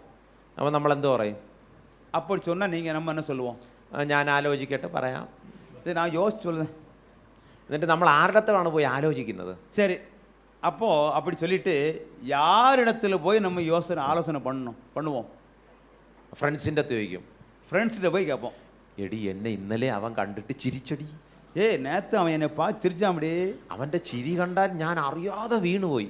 ஐயோ, அவன் சிரிப்பை பார்த்து நானே என்னை அறியாமலே வாங்கிட்டேன். നിന്റെ അഭിപ്രായം എന്താണ്? சரி, இதை பற்றி நீ என்ன சொல்லுத? ഉടനെ അവൾ പറയും, ഞാനിതുപോലെ എത്ര ചിരിയിൽ വീണിട്ടുണ്ടെന്നറിയാം. ஒன்னே மாதிரி எத்தனை சிரிப்பு நான் விழுந்திருக்கேன் தெரியுமா? നീ ഇതുപോലെ വീഴണം, இதே மாதிரி நீயும் விழணும். ഇത് നിനക്ക് നല്ലതാണ്, இது உனக்கு நல்லது, ഇതൊരു പ്രത്യേക സുഖമാണ്. ஐயோ இது ஒரு தனி சுகம். അപ്പൊ നമ്മൾ എന്ത് പറയും? அப்போ நம்ம என்ன சொல்லுவோம்? அப்படி சிநேகிதி சொல்லும்போது நம்ம என்ன சொல்லுவோம்? ചിലപ്പോൾ നിങ്ങളുടെ അടുത്ത് വന്ന് നിങ്ങളെയും കണ്ടിട്ട് ആരെങ്കിലും നിന്റെ മീശയും താടിയും കണ്ട ഉഫ് ഐ ലവ് ഇറ്റ്, யாராவது உங்களை பார்த்து ஓ மீசை தாடி பார்த்தாலே நான் ஐ லவ் யூன்னு சொன்னான், ഉടനെ നമ്മൾ വന്നിട്ട് ആദ്യം ചെയ്യുന്നത് എന്താണ്? சரி, அப்படி ஒரு பிள்ளை சொல்லிட்டா, அப்படி சொன்ன உடனே முதலாவது நம்ம என்ன செய்வோம்? സൈക്കോളജിക്കലി ആണുങ്ങൾ ആദ്യം ചെയ്യുന്ന ഒന്നുകൂടെ കണ്ണാടി പോയി നോക്കും ശരി തന്നെയോ എന്ന്. அப்போ மனோரீதியில் ஆண்கள் முதல்ல போய் கண்ணாடியை பார்ப்பாங்க, உண்மையிலே நம்ம மீசை தாடி அப்படி தான் இருக்கா? എന്നിട്ട് കൂട്ടുകാരൻ്റെ അടുത്ത് പോയി പറയടാ എൻ്റെ മീശ കണ്ടപ്പോൾ അവള് വീണടാന്ന്. உடனே போய் ஃப்ரெண்டு சொல்லுவான், என் மீசையை பார்த்தா விழுந்துட்டாளே.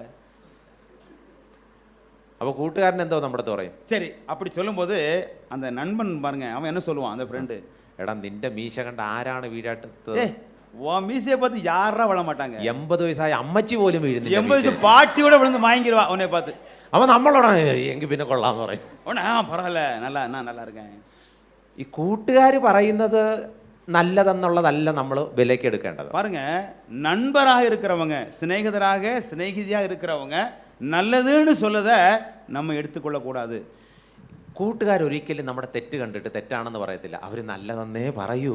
நம்ம நட்பாக இருக்கிறவங்க நம்ம தப்பை பார்த்துட்டு தப்புன்னு சொல்லவே மாட்டாங்க, நல்லது நல்லா இருக்குன்னு தான் சொல்லுவாங்க. അപ്പോൾ ஒന്നാமത്തെ കാര്യം, നിങ്ങളുടെ ജീവിതത്തിൽ എന്ത് വന്നാലും ആദ്യം ചിന്തിക്കേണ്ടത് is it good for God. அப்போ முதலாவது உங்க வாழ்க்கையில எது வந்தாலும் சரி, முதல்ல சிந்திக்க வேண்டியது இது தேவனுக்கு நல்லதா. രണ്ടാമത്തെ ഗേറ്റിന്റെ അടുത്ത് വരണം. இப்போ இரண்டாவது வாசலுக்கு வரணும், சோதனை சாவடி. Is it pleasing to God? ദൈവത്തിന് പ്രസാദമാണോ? இது தேவனை பிரியப்படுத்துகிறதா? ഇത് കൂട്ടുകാരനെ പ്രിയപ്പെടുത്താൻ വേണ്ടിയിട്ടല്ല, இது നண்பர்களை பிரியப்படுத்துவதற்காக அல்ல, ഇത് നമ്മുടെ ശരീരത്തിനെ പ്രിയപ്പെടുത്തുന്നതുമല്ല, நமது உடலை பிரியப்படுத்துவதற்காக அல்ல. എന്റെ ദൈവത്തിന് ഇത് പ്രസാദമാണോ? என்னுடைய ஆண்டவருக்கு இது பிரியமா, அவருக்கு பிடிக்குமா? 3, is it perfect for God? மூன்றாவது, இது தேவனுக்கு முன்பாக பூரணம் பரிபூர்ணமானதா? കണ്ടാൽ പെർഫെക്റ്റ് പോലെയാണ് തോന്നുന്നത്, பார்த்தா எல்லாமே நல்லா தான் பூர்ணமாக தான் இருக்குது. ചിലപ്പോൾ നേരത്തെ സൗഹൃദത്തിന്റെ കാര്യം തിരിച്ച് ഞാൻ മടങ്ങി വരികയാണ്. நேற்று சொன்ன காரியத்தை மறுபடியும் முன்னால் சொன்ன விஷயத்தை திரும்ப வருகிற அளவுக்கு ഞാൻ ചിലപ്പോൾ ഞങ്ങളുടെ അടുത്ത് ഈ പയ്യന്മാരും പെൺപിള്ളേരൊക്കെ കൗൺസിലിങ്ങിന് വരും. சில நேரங்களில் பையங்கள் பிள்ளைகள்லாம் ஆலோசனைக்காக என்கிட்ட வருவாங்க. അപ്പോൾ ഇപ്പം പെൺകുട്ടി പറയും, അങ്കിളെ എനിക്ക് അവൻ്റെ ചിരി ഭയങ്കര ഇഷ്ടമാണ്, ഞാനും അവനെ പോലെയാണ് ചിരിക്കുന്നത്. சில பிள்ளைய சொல்லுவாங்க, அங்கிள் அவன் சிரிப்பு எனக்கு ரொம்ப பிடிச்சிருக்கு, நானும் அவனை மாதிரி தான் சிரிப்பேன். ഞാനും അവനും 99% മാച്ചിങ് ആണ്. நானும் அவனும் 99% பொருத்தமாக இருக்கும். ഞാനും കരയും അവനും കരയും, நானும் அழுவேன் அவனும் அழுவான். ഞാനും 2 കാലിൽ നടക്കും അവനും 2 കാലിൽ നടക്കും, நானும் 2 காலில் நடப்பேன் அவனும் 2 காலில் நடப்பான். ഞാനും രാവിലെ പല്ല് തേക്കും അവനും രാവിലെ പല്ല് തേക്കും. நானும் காலில் பல் துலக்குவேன் அவனும் காலில் பல் தேய்ப்பான். ഇത് വെച്ചാണ് പെർഫെക്ഷൻ നോക്കുന്നത്. இதை வச்சு தான் அந்த நிறைவு பார்க்குது, பொருத்த பூரணத்தை. ആദം ഏറ്റവും പെർഫെക്റ്റ് ആയിട്ടുള്ള പങ്കാളിയെ കണ്ടെത്തിയിരുന്നെങ്കിൽ ആരെ കണ്ടെത്തിയേനെ? ஆதாம் மிகவும் பூரணமான இல்லைன்னா பொருத்தமான ஒரு துணையை கண்டுபிடித்திருக்க வேண்டுமானால் யாரை கண்டுபிடித்திருப்பான்? ആദമിന്റെ മുമ്പിലൂടെ നിറയെ മൃഗങ്ങളെ കടത്തിവിട്ടു. ஆதாமுக்கு முன்னால விலங்குகள் எல்லாம் தேவன் கடத்தி விட்டார். ആദമിന് ഏറ്റവും മാച്ചിങ് ആയിട്ടുള്ള 99.4% മാച്ചിങ് ആയിട്ടുള്ള ഒരാളാണ് ഗൊറില്ല. பாருங்க, 99.4% இந்த ஆதாமுக்கு ரொம்ப பொருத்தமா இருந்ததா கொரில்லா குரங்கு. ഗൊറില്ലയുടെ ചിരി എന്ന് പറഞ്ഞാൽ ഭയങ്കര ചിരിയാണ്. ആ പല്ലൊക്കെ കാണേണ്ടതാണ്. இந்த கொரில்லா சிரிப்பை பார்த்தாலே நல்ல சிரிப்பு, அந்த பல்லெல்லாம் கொஞ்சம் பார்க்கணும். അതുകൊണ്ട് ഈ 99.4% നോക്കിയല്ല നമ്മൾ ആരാണെന്ന് പെർഫെക്റ്റ് ആണോ അല്ലയോ എന്ന് തീരുമാനിക്കേണ്ട. ஆக 99.4% உள்ளதை பார்த்து யார் என்று நாம் தீர்மானிக்க கூடாது. நமக்கு பூர்ணமான இல்லைன்றால் மிக பொருத்தமானது என்னது என்பது இதன் அடிப்படையில் முடிவெடுக்க வேண்டியது அல்ல. ദൈവത്തിന് പെർഫെക്റ്റ് ആണോ അതാണ് പ്രധാനം.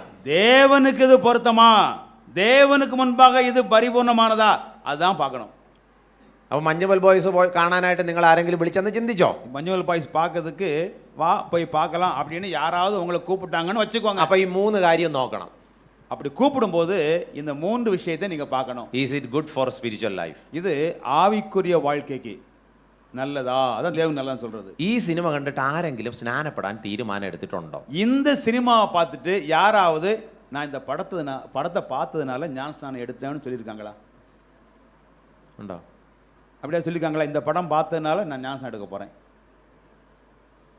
ഇന്ന പടം കണ്ടതിന് ശേഷം ഞാൻ തീരുമാനിച്ചു ഇനി സഭയോട് ചേർന്ന് സഭയ്ക്ക് വേണ്ടി ജീവിക്കണം. அந்த படம் பார்த்தது பிறகு தான் ஒரு முடிவு எடுத்தேன், இனிமேல் சபையோடு சேர்ந்து சபைக்காக வாழணும். அப்படி படத்தை பார்த்து யாராவது முடிவு எடுத்திருக்காங்களா? ഇല്ല. അപ്പൊ ഇത് ഗുഡ് അല്ല. அப்போ இது நல்லதல்ல. ദൈവം നിങ്ങൾക്ക് തന്ന സമയത്തിന് ദൈവം നിങ്ങളോട് കണക്ക് ചോദിക്കും. தேவன் உங்களுக்கு தந்த நேரத்தை உங்களிடத்துல கணக்கு கேட்பாரு. അപ്പൊ സിനിമ കാണാൻ പോകുന്നതിന് എല്ലാവരും എന്ത് ചെയ്തോളണം? அப்போ சினிமா பார்க்க போறவங்க இல்ல வான்னு கூப்பிடும் போல எல்லாரும் என்ன செய்யணும்? ബൈബിളിൽ എഴുതി വെച്ചിരിക്കുന്നത് നിങ്ങൾ തിന്നാലും കുടിച്ചാലും എന്ത് ചെയ്താലും സ്തോത്രത്തോടെ പ്രാർത്ഥിച്ചിട്ട് ചെയ്യണമെന്നാണ്. பைபிள் என்ன சொல்கிறது? நீங்கள் புசித்தாலும் குடித்தாலும் எல்லாவற்றையும் ஸ்தோத்திரத்தோடு செய்யுங்கன்னு சொல்லியிருக்குது. അപ്പോൾ എന്തോ പ്രാർത്ഥിക്കണം? அப்போ என்ன ஜெபம் பண்ணணும்? കർത്താവേ, ഞാൻ മഞ്ഞുമൽ ബോയ്സ് സിനിമ കാണാൻ പോവുകയാണ്. ஆண்டவரே, நான் மஞ்சுமல் பாய் சினிமா படம் பார்க்க போறேன். അത് കാണുന്നതിലൂടെ എൻ്റെ ആത്മീയ ജീവിതത്തിന് വലിയ പുതുക്കം ഉണ്ടാകാൻ அந்த படத்தை பார்க்கறதுனால ஆவிக்குரிய வாழ்க்கையில பெரிய ஒரு புதுமை வரணும். അതിലെ സ്റ്റണ്ടൊക്കെ കണ്ടിട്ട് എനിക്ക് പിശാചിനോട് എതിർത്ത് നിൽക്കാൻ കഴിവ് തരണം. அந்த சண்டை சீனெல்லாம் பார்த்து நான் சாத்தானை போட்டு சண்டை போடுவதற்கு ஒரு பலம் வரணும் எனக்கு. കറണ്ട് പോകാതെ കാക്കണമേ. அந்த இடத்துல தியேட்டர்ல படம் பார்க்கும்போது கரண்ட் போயிடக்கூடாது, மின்சாரம் தடையிடக்கூடாது. ஆண்டவரே, നിന്റെ സാന്നിധ്യം തുടങ്ങി അവസാനം വരെ നീ എൻ്റെ കൂടെ ഉണ്ടായിരിക്കണേ. படம் தொடங்கினிருந்து படம் முடிகிற வரைக்கும் நீ என் கூடவே இருக்கணும், உங்க பிரசன்னம் என் கூடவே இருக்கட்டும். ഇങ്ങനെ പ്രാർത്ഥിച്ചിട്ട് ധൈര്യം ഉണ്ടെങ്കിൽ പോക്കിയുള്ള സിനിമയാണ്. இப்படி ஜெபம் பண்ணி அதுல தைரியம் இருந்தா படம் பார்க்க போய்க்கோங்க. ദൈവത്തിൻ്റെ സാന്നിധ്യം കൂടെ കാണുമെന്ന് ഉറപ്പുണ്ടെങ്കിൽ പോയിക്കോണം, കുഴപ്പമില്ല. இப்படி ஜெபம் பண்ணிட்டு ஆண்டவருடைய சமூகம் என் கூடவே இருக்கும், ஆண்டவர் என் கூட இருப்பார் அப்படிங்கிற உறுதி இருந்தா போங்க. അപ്പം ഞാൻ പറഞ്ഞു വരുന്നത് ദൈവവചനത്തെ പൂർണ്ണമായി നാം ഉൾക്കൊണ്ട് അതനുസരിച്ച് ഇത് വേണോ വേണ്ടയോ എന്ന് തീരുമാനിക്കുക. நான் சொல்வது என்னன்னா, தேவனுடைய வசனத்தை சரியாக கிரகிக்கணும், அந்த கருத்துக்களை உள்வாங்கி இதை நான் செய்யணுமா இதை செய்யக்கூடாதா, அங்கே போகணுமா போகக்கூடாதா என்கிற முடிவை நாம் எடுக்கணும் வசனத்தின்படியாக. മൂന്നാമത്തെ കാര്യം, மூன்றாவது விஷயம், എവിടെ പാപം വന്നാലും നമ്മൾ ഉടനെ അതിനെ എതിർക്കാനായിട്ട് തയ്യാറായി നിന്നോളണം. எங்க பாவம் வந்தாலும் உடனே அதை எதிர்கொள்வதற்கு ஆயத்தமா இருக்கணும். ഈ പാപത്തിനെ ലൈറ്റായിട്ട് കാണരുത്.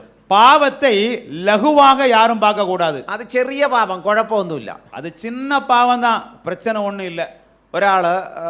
ഒരാളെ കുത്തി കൊന്നു, വലിയ പാപമാണോ ചെറിയ പാപമാണോ? ஒருத்தன் இன்னொருத்தனை குத்தி கொலை செஞ்சிட்டான், இது சின்ன பாவமா பெரிய பாவமா?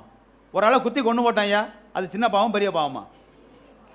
വേറൊരാൾ ഇയാൾ ഒരിക്കൽ മാത്രമേ ചെയ്തുള്ളൂ, ഒരു കത്തിയെടുത്ത് ഇങ്ങനെ ലൈറ്റായിട്ട് നൈസായിട്ട് കുത്തി പതുക്കെ വേദനിക്കാതെ പുറത്തിറക്കി. அந்த ஆள் ஒரு முறை தான் பண்ணான், ஆனால் இந்த ஆள் கத்தி எடுத்து லேசா அடி மெதுவாக உள்ளே இறக்கி அடி மெதுவாக வெளியே எடுத்துட்டான். പാപമാണോ? அது பாவமா? വേറൊരാൾ ചുറ്റിയേലും കൊണ്ട് നടന്നിട്ട് ഉറങ്ങിക്കിടക്കുന്നവരുടെ എല്ലാം തലക്കിട്ട് അടിച്ചു കൊല്ലുന്നു. இன்னொருத்தன் தூங்கிட்டு இருக்காங்க, சுத்தியில் இட்டு தான் ஒவ்வொருத்தன் நெத்திலா போட்டு போட்டு அடிச்சு கொள்ளும். ആഴ്ചയിൽ 7 പേരെ കൊല്ലും. ஒரு வாரத்தில் 7 பேரை கொண்டு விடுவான். ഇതിൽ ആരാണ് ഏറ്റവും വലിയ കൊലപാതകൻ? சரி, இதில் யார் பெரிய கொலையாளி, கொலகாரன் யார் இதில் பெரிய? 3 பேருமே. 3 പേരും കൊലപാതകനാണ്. 3 பேருமே கொலைகாரங்க தான். നമ്മൾ പറയുന്ന അത് ഒരു കത്തിയെടുത്ത് ലൈറ്റായിട്ട് കുത്തിയതേ ഉള്ളൂ, അത് കുഴപ്പമില്ല, വിട്ടോ, കുഴപ്പമില്ല, പോലീസ് പിടിക്കണ്ടെന്ന് പറയും. நம்ம என்ன சொல்லுவோம், கத்தி எடுத்து லேச ஒரு குத்து தானே குத்துனா, ஒன்றும் பரவாயில்ல பரவாயில்ல, போலீஸ்லாம் பிடிக்க மாட்டாங்க நம்ம சொல்லுவோம். അപ്പോൾ പാപം നമ്മുടെ മുൻപിൽ വന്നാൽ എങ്ങനെയാണ് അതിനോടുള്ള മനോഭാവം വരേണ്ടത്? அப்போ பாவம் நம்ம எதிர்கொள்கிறது, அதற்கு முன்னால நம்முடைய மனோபாவம் மனநிலை எப்படி இருக்கணும்? ചില പാപങ്ങൾ വരുമ്പോൾ നമ്മൾ ഓടണം, சில பாவம் வரும்போது விட்டு ஓடணும். ചില പാപങ്ങൾ വരുമ്പോൾ നമ്മൾ എതിർത്ത് നിൽക്കണം. வேறு சில பாவம் வரும்போது எதிரிட்டு நிற்கணும். ജെയിംസ് 4:7, யாக்கோபு 4:7, யாக்கோபு 4:7.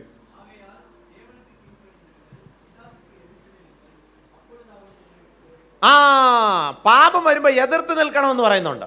பாவம் நேரிடும் போது எதிர்த்து நில்லுங்கன்னு சொல்றாரு. എഫിഷ്യൻസ് 6:11, எபேசியர் 6:11 வசனம். எபேசியர் 6:11.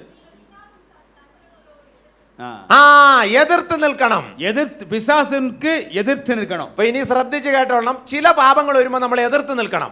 அப்போ கவனமா கேளுங்க, ஒரு சில பாவம் வரும்போது நாம் எதிர்த்து நிற்கணும்.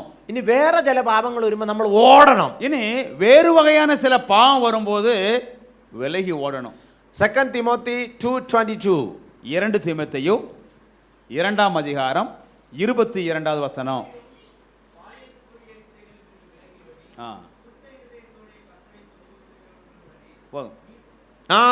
ഓടണം, விலகி ஓடணும். 1 കൊരിന്ത്യർ 6:18 അങ്ങനെ തന്നെ എഴുതിയിരിക്കുന്നു, ദുർനടപ്പ് വിട്ട് ഓടുവിൻ. 1 கொரிந்தியர் 6:18 வேசித்தனத்திற்கு விலகி ஓடுங்கள். അപ്പൊ ഞാൻ ചോദിക്കട്ടെ, ഓടണോ നിൽക്കണോ? சரி, இப்போ நான் கேட்குறேன், ஓடணுமா நிற்கணுமா? ഇതിൽ ഏത് പാപം വരുമ്പോഴാണ് ഓടേണ്ടത്, ഏത് പാപം വരുമ്പോഴാണ് നിൽക്കേണ്ടത്? சரி, எந்த பாவத்தை பார்க்கும்போது ஓடணும், எந்த பாவத்தை பார்க்கும்போது நிற்கணும்? ഈ ഓടുമ്പോഴാണോ വിജയിക്കുന്നത്, നിന്ന് പൊരുതുമ്പോഴാണോ വിജയിക്കുന്നത്? எப்போ வெற்றி வருவோம்?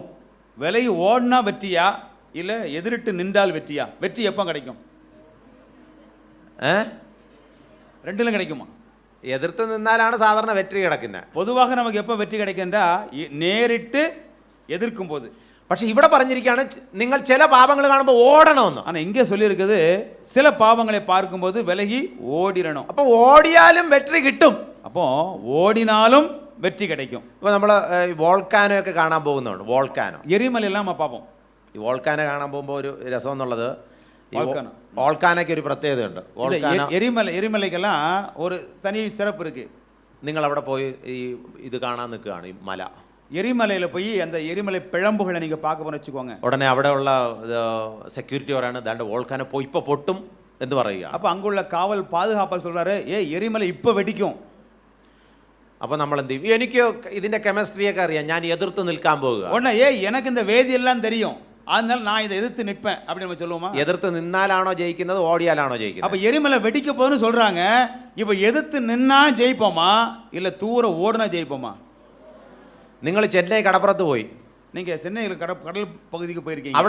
അവിടുത്തെ ഗാർഡ് പറയുകയാണ്, ദാണ്ട സുനാമി വരികയാണ്, ഓടിക്കോ. கடல் கரைக்கு போகும்போது அங்குள்ள காவல்கார் சொல்றாரு, சுனாமி வருது ஓடுங்க. ഉടനെ നമ്മൾ, എനിക്ക് നീന്താനൊക്കെ അറിയാം, എനിക്ക് ഒന്നും പേടിയില്ല, ഞാനിവിടെ നിൽക്കും. அப்போ நாங்கள் இல்லை, எனக்கு நீச்சலாம் நல்லா தெரியும், எனக்கு ஒரு பயமும் கிடையாது, நான் இங்கேயே நிற்பேன். അവിടെ എതിർത്ത് നിന്നാലാണോ ജയിക്കുന്നത്, ഓടിയാലാണോ ജയിക്കുന്നത്? அங்கே நின்னா வெற்றியா, ஓடினால் வெற்றியா? ஓடினால் வெற்றி. അപ്പോൾ ഓടേണ്ട ചില പാപങ്ങളുണ്ട്. அப்போ தூரமாய் விலகி ஓட வேண்டிய சில பாவங்கள் இருக்கிறது. ഉൽപ്പത്തി പുസ്തകം 39-ാമത്തെ അധ്യായത്തിൽ, ஆதியாக 39ஆம் அதிகாரத்தில் യോസേഫ് ഒരു ഓട്ടം ഓടി. யோசேப்பு ஒரு ஓட்டம் ஓடினான். എപ്പോഴോടി? எப்போ ஓடினா? യോസേഫിന്റെ പുറത്ത് ഒരു പെൺകുട്ടി ഇങ്ങനെ നോക്കി. யோசேப்பை ஒரு பெண் நோட்டமிட்டா. 7-ാമത്തെ വാക്യം, 39:7. 39:7. 39:7.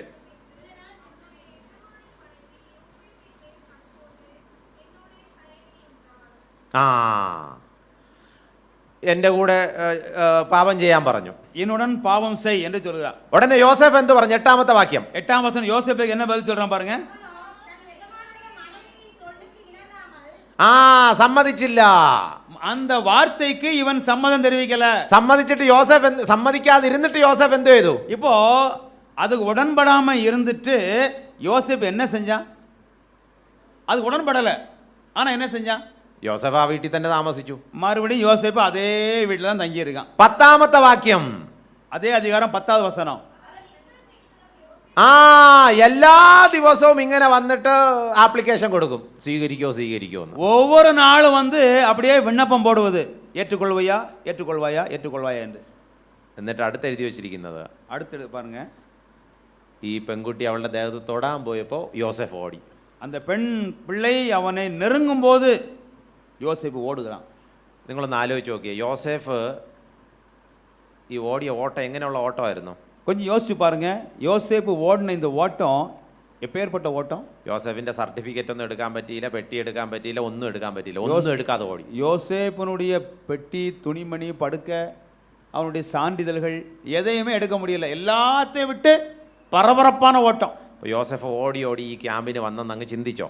யோசேப்பு ஓடி ஓடி தப்பி இந்த முகாமுக்கு வந்திருக்கான்னு வச்சுக்கோங்க. അപ്പോൾ നമ്മൾ യോസേഫിനെ ചോദിക്കും, എന്തോ പറ്റി? அப்போ நம்ம யோசேப்பு கேட்போம், என்ன ஆச்சு? അത് ഞാൻ അവിടുത്തെ വീട്ടിലിങ്ങനെ സെർവൻ്റ് ആയിരുന്നു, അപ്പോഴേ ഒരു പെൺകുട്ടി എൻ്റെ അടുത്തോട്ട് വന്നു. நான் ஒரு வீட்டில் வேலையை பார்த்துக்கிட்டு இருந்தேன், அப்போ ஒரு பெண் பிள்ளை என்கிட்ட ஒரு வந்தாள். അപ്പം നമ്മൾ എന്തോ ചോദിക്കും? அப்போ நம்ம என்ன கேட்படுத்து, എന്നിട്ട് നീ എന്തോ ചെയ്തു? அப்புறம் நீ என்ன சொன்ன? ഞാൻ പറഞ്ഞു ദൈവത്തിന് ഇത് ഇഷ്ടമില്ല എന്നൊക്കെ പറഞ്ഞു, ഒരു അരമണിക്കൂർ ബൈബിൾ ക്ലാസ് ഒക്കെ എടുത്തു.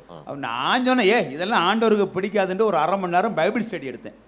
യോസേഫ് അതാണ്, ഈ ദൈവത്തിന് ഇഷ്ടമില്ല എന്ന് പറഞ്ഞ് ബൈബിളിലെ കാര്യങ്ങളൊക്കെ പറഞ്ഞു. யோசேப்பு தேவனுக்கு விருப்பமில்லை என்றெல்லாம் பைபிள் விஷயத்தெல்லாம் சொன்னான். അപ്പോൾ അടുത്ത് നമ്മൾ ചോദിക്കും, എന്നിട്ട് അവൾ മാനസാന്തരപ്പെട്ടോ? அவன் நம்மகிட்ட கேட்போம், சரி 1/2 மணி நேரம் பைபிள் கிளாஸ் எடுத்திய, அவன் மனம் திரும்பிட்டாளா? മനം തിരുപ്പിയൊന്നുമില്ല, വീണ്ടും വീണ്ടും എൻ്റെ പിന്നാലെ വന്നു എല്ലാ ദിവസവും. அவன் சொல்லுதான், மனமெல்லாம் திரும்பல, திரும்ப திரும்ப என்னை பின்தொடர்ந்தே வந்துகிட்டு இருந்தா. നിങ്ങളൊന്ന് ചിന്തിച്ച് നോക്കി, ആദ്യത്തെ ദിവസം തന്നെ മനം തിരുമ്പിയില്ല എന്ന് മനസ്സിലായ അന്ന് തന്നെ വീട്ടിൽ നിന്ന് വളരെ സൂത്രത്തിൽ ഇറങ്ങി പോകായിരുന്നു. ഒന്നും நீங்க யோசிச்சு பாருங்க, அவள் இதற்கு இணங்கவில்லை, இவன் சொல்லுக்கு இணங்கி அவள் மனம் மாறவில்லை என்பது புரிந்த உடனேயே ஏதாவது ஒரு வகையிலேயே முதல் நாளிலேயே அந்த வீட்டை விட்டு இவன் நினைஞ்சிருக்கணும். അങ്ങനെ പോയിരുന്നെങ്കിൽ വലിയ അപകടം പറ്റത്തില്ലായിരുന്നു. அப்படி போயிருந்தால் மிகப்பெரிய ஆபத்து ஏற்பட்டிருக்காது. യോസേഫ് അവിടെ തന്നെ താമസിച്ചു. யோசேப்பு அங்கேயே தான் தங்கியிருந்தான். യോസേഫിന്റെ ദേഹത്ത് തൊടാൻ വന്നപ്പോഴാണ് യോസേഫ് അലർട്ടായത്, എങ്കിൽ ஓடணும்னு പറഞ്ഞു. யோசேப்பின் உடலை தொட வந்த பொழுதுதான் உஷாராகிறான், அங்கே இருந்து அவன் ஓடுகிறான். ഈ ശ്രദ്ധിച്ച് കേട്ടോണം, നിങ്ങളുടെ അടുത്ത് തെറ്റായ ആഗ്രഹത്തോടെ ഒരാൾ വരികയാണെങ്കിൽ ബൈബിൾ വാക്യം പറഞ്ഞ് മാനസാന്തരപ്പെടുത്താൻ നിൽക്കരുത്, നിങ്ങൾ ജയിക്കത്തില്ല, അപ്പോഴേ ഓടിക്കൊള്ളണം. ஒரு காரியத்தை நல்லா கவனிச்சுக்கோங்க, ஒரு தவறான நோக்கத்தோடு தவறான சிந்தையோடு யாராவது உங்களிடத்தில் வந்தால் அவங்ககிட்ட பைபிள் சத்தியத்தெல்லாம் பேசி அவங்கள மனம் திரும்புறதுக்கெல்லாம் நீங்கள் முயற்சி பண்ணாதீங்க, மாறாக விட்டு ஓடிடுங்க. ഈ പ്രായത്തിൽ നിങ്ങൾ ഏതെങ്കിലും പയ്യന്മാരുടെ അടുത്തോ പെൺപിള്ളേരുടെ അടുത്തോ ദൈവത്തിൻ്റെ ഇഷ്ടം ഇതാണ്, ഞങ്ങൾ രക്ഷിക്കപ്പെട്ടവരാണെന്നൊക്കെ പറഞ്ഞാൽ ആ പിള്ളേർ എന്തോ പറയും? இப்போது உங்கள் இந்த வயசில் யாராவது நாங்கள் ரட்சிக்கப்பட்டவங்க தான், தேவனுக்கு விருப்பம் இதுதான் என்றெல்லாம் சொன்னால் அதுக்கு என்ன பதில் சொல்லுவீங்க? നിങ്ങളുടെ അടുത്ത് ഒരു പയ്യനോ പെൺകുട്ടിയോ എന്ന് പറയാം, എനിക്ക് നിന്നെ ഭയങ്കര ഇഷ്ടമാണ്, ഉടനെ നിങ്ങൾ ആ പെൺകുട്ടിയോട് പറയാണ്, ഞാൻ ദൈവമകനാണ്, ഞാൻ രക്ഷിക്കപ്പെട്ട ആളാണ്, എനിക്കിതൊന്നും പറ്റത്തില്ല. இப்போ உங்கள்கிட்ட வந்து ஒரு பிள்ளை சொல்லுது, உன்னை எனக்கு ரொம்ப பிடிச்சிருக்குது, உடனே அவன் சொல்கிறான், இல்லை இல்லை இல்லை, நான் ரட்சிக்கப்பட்டவன், நான் தேவனுடைய பிள்ளை என்று சொல்ல வைத்துக்கொள்ளுங்க എന്ന് നിങ്ങൾ അവരുടെ അടുത്ത് പറയുന്നു. நீங்கள் அப்படி சொன்ன பிள்ளைக்கு சொல்கிறீங்க, இல்லை நான் ரட்சிக்கப்பட்டவன், நான் தேவனுடைய பிள்ளை நீங்கள் சொல்கிறீங்க. ആ കുട്ടി എന്തോ തിരിച്ചു പറയും? உடனே அந்த பிள்ளை திரும்ப என்ன சொல்லுவா?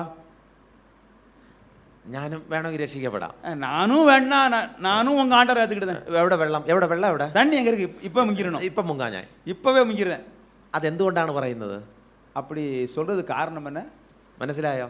അവിടെയാണ് ചതി നടക്കുന്നത്, അங்கേதான் ஏமாற்று இருக்குது. അതുകൊണ്ടാണ് പറയുന്നത് ഇങ്ങനെയുള്ള കാര്യങ്ങളിൽ നിങ്ങൾ ബൈബിളും വചനവും ഒന്നും പറയാൻ പോകണ്ട, അത് വേറെ ദൈവദാസന്മാരെ ഏൽപ്പിച്ചിട്ട് നിങ്ങൾ ഓടിക്കൊള്ളണം. அதுதான் சொல்கிறேன், இப்படிப்பட்ட காரியம் வரும்போது நீங்கள் பைபிள் சத்தியமெல்லாம் சொல்லி கொடுக்கறதுக்கு வேண்டாம், அது தேவனுடைய தாசர்களை ஒப்பு கொடுத்துட்டு நீங்கள் விலகிருங்க.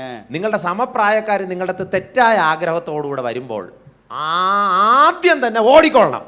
உங்களுடைய ஒரே வயதுடைய எதிர்பாலினத்தினர் தவறான நோக்கத்தோடு உங்களை நெருங்கும் பொழுது முதலாக நீங்கள் என்ன செய்யணும்னா விட்டு ஓடிருங்க. അപ്പോൾ ഇന്ന് മുതൽ ഒരു തീരുമാനം എടുക്കുക. அப்போ இன்னையிலிருந்து மனசில் ஒரு காரியத்தை முடிவெடுக்கணும். എനിക്ക് പ്യൂരിറ്റിക്ക് വേണ്ടിയിട്ടുള്ള ദാഹം തരണമേ. ஆண்டவரே, தூய்மையாய் வாழ்வதற்கு, கற்புடன் வாழ்வதற்கு எனக்கு தாகம் தாரும் அல்லது வாஞ்சையை தாரும்.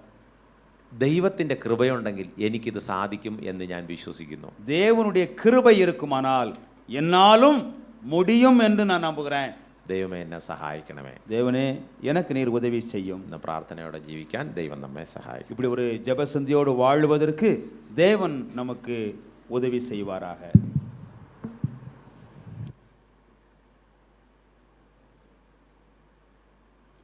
ஜெபம் செய்வோம்.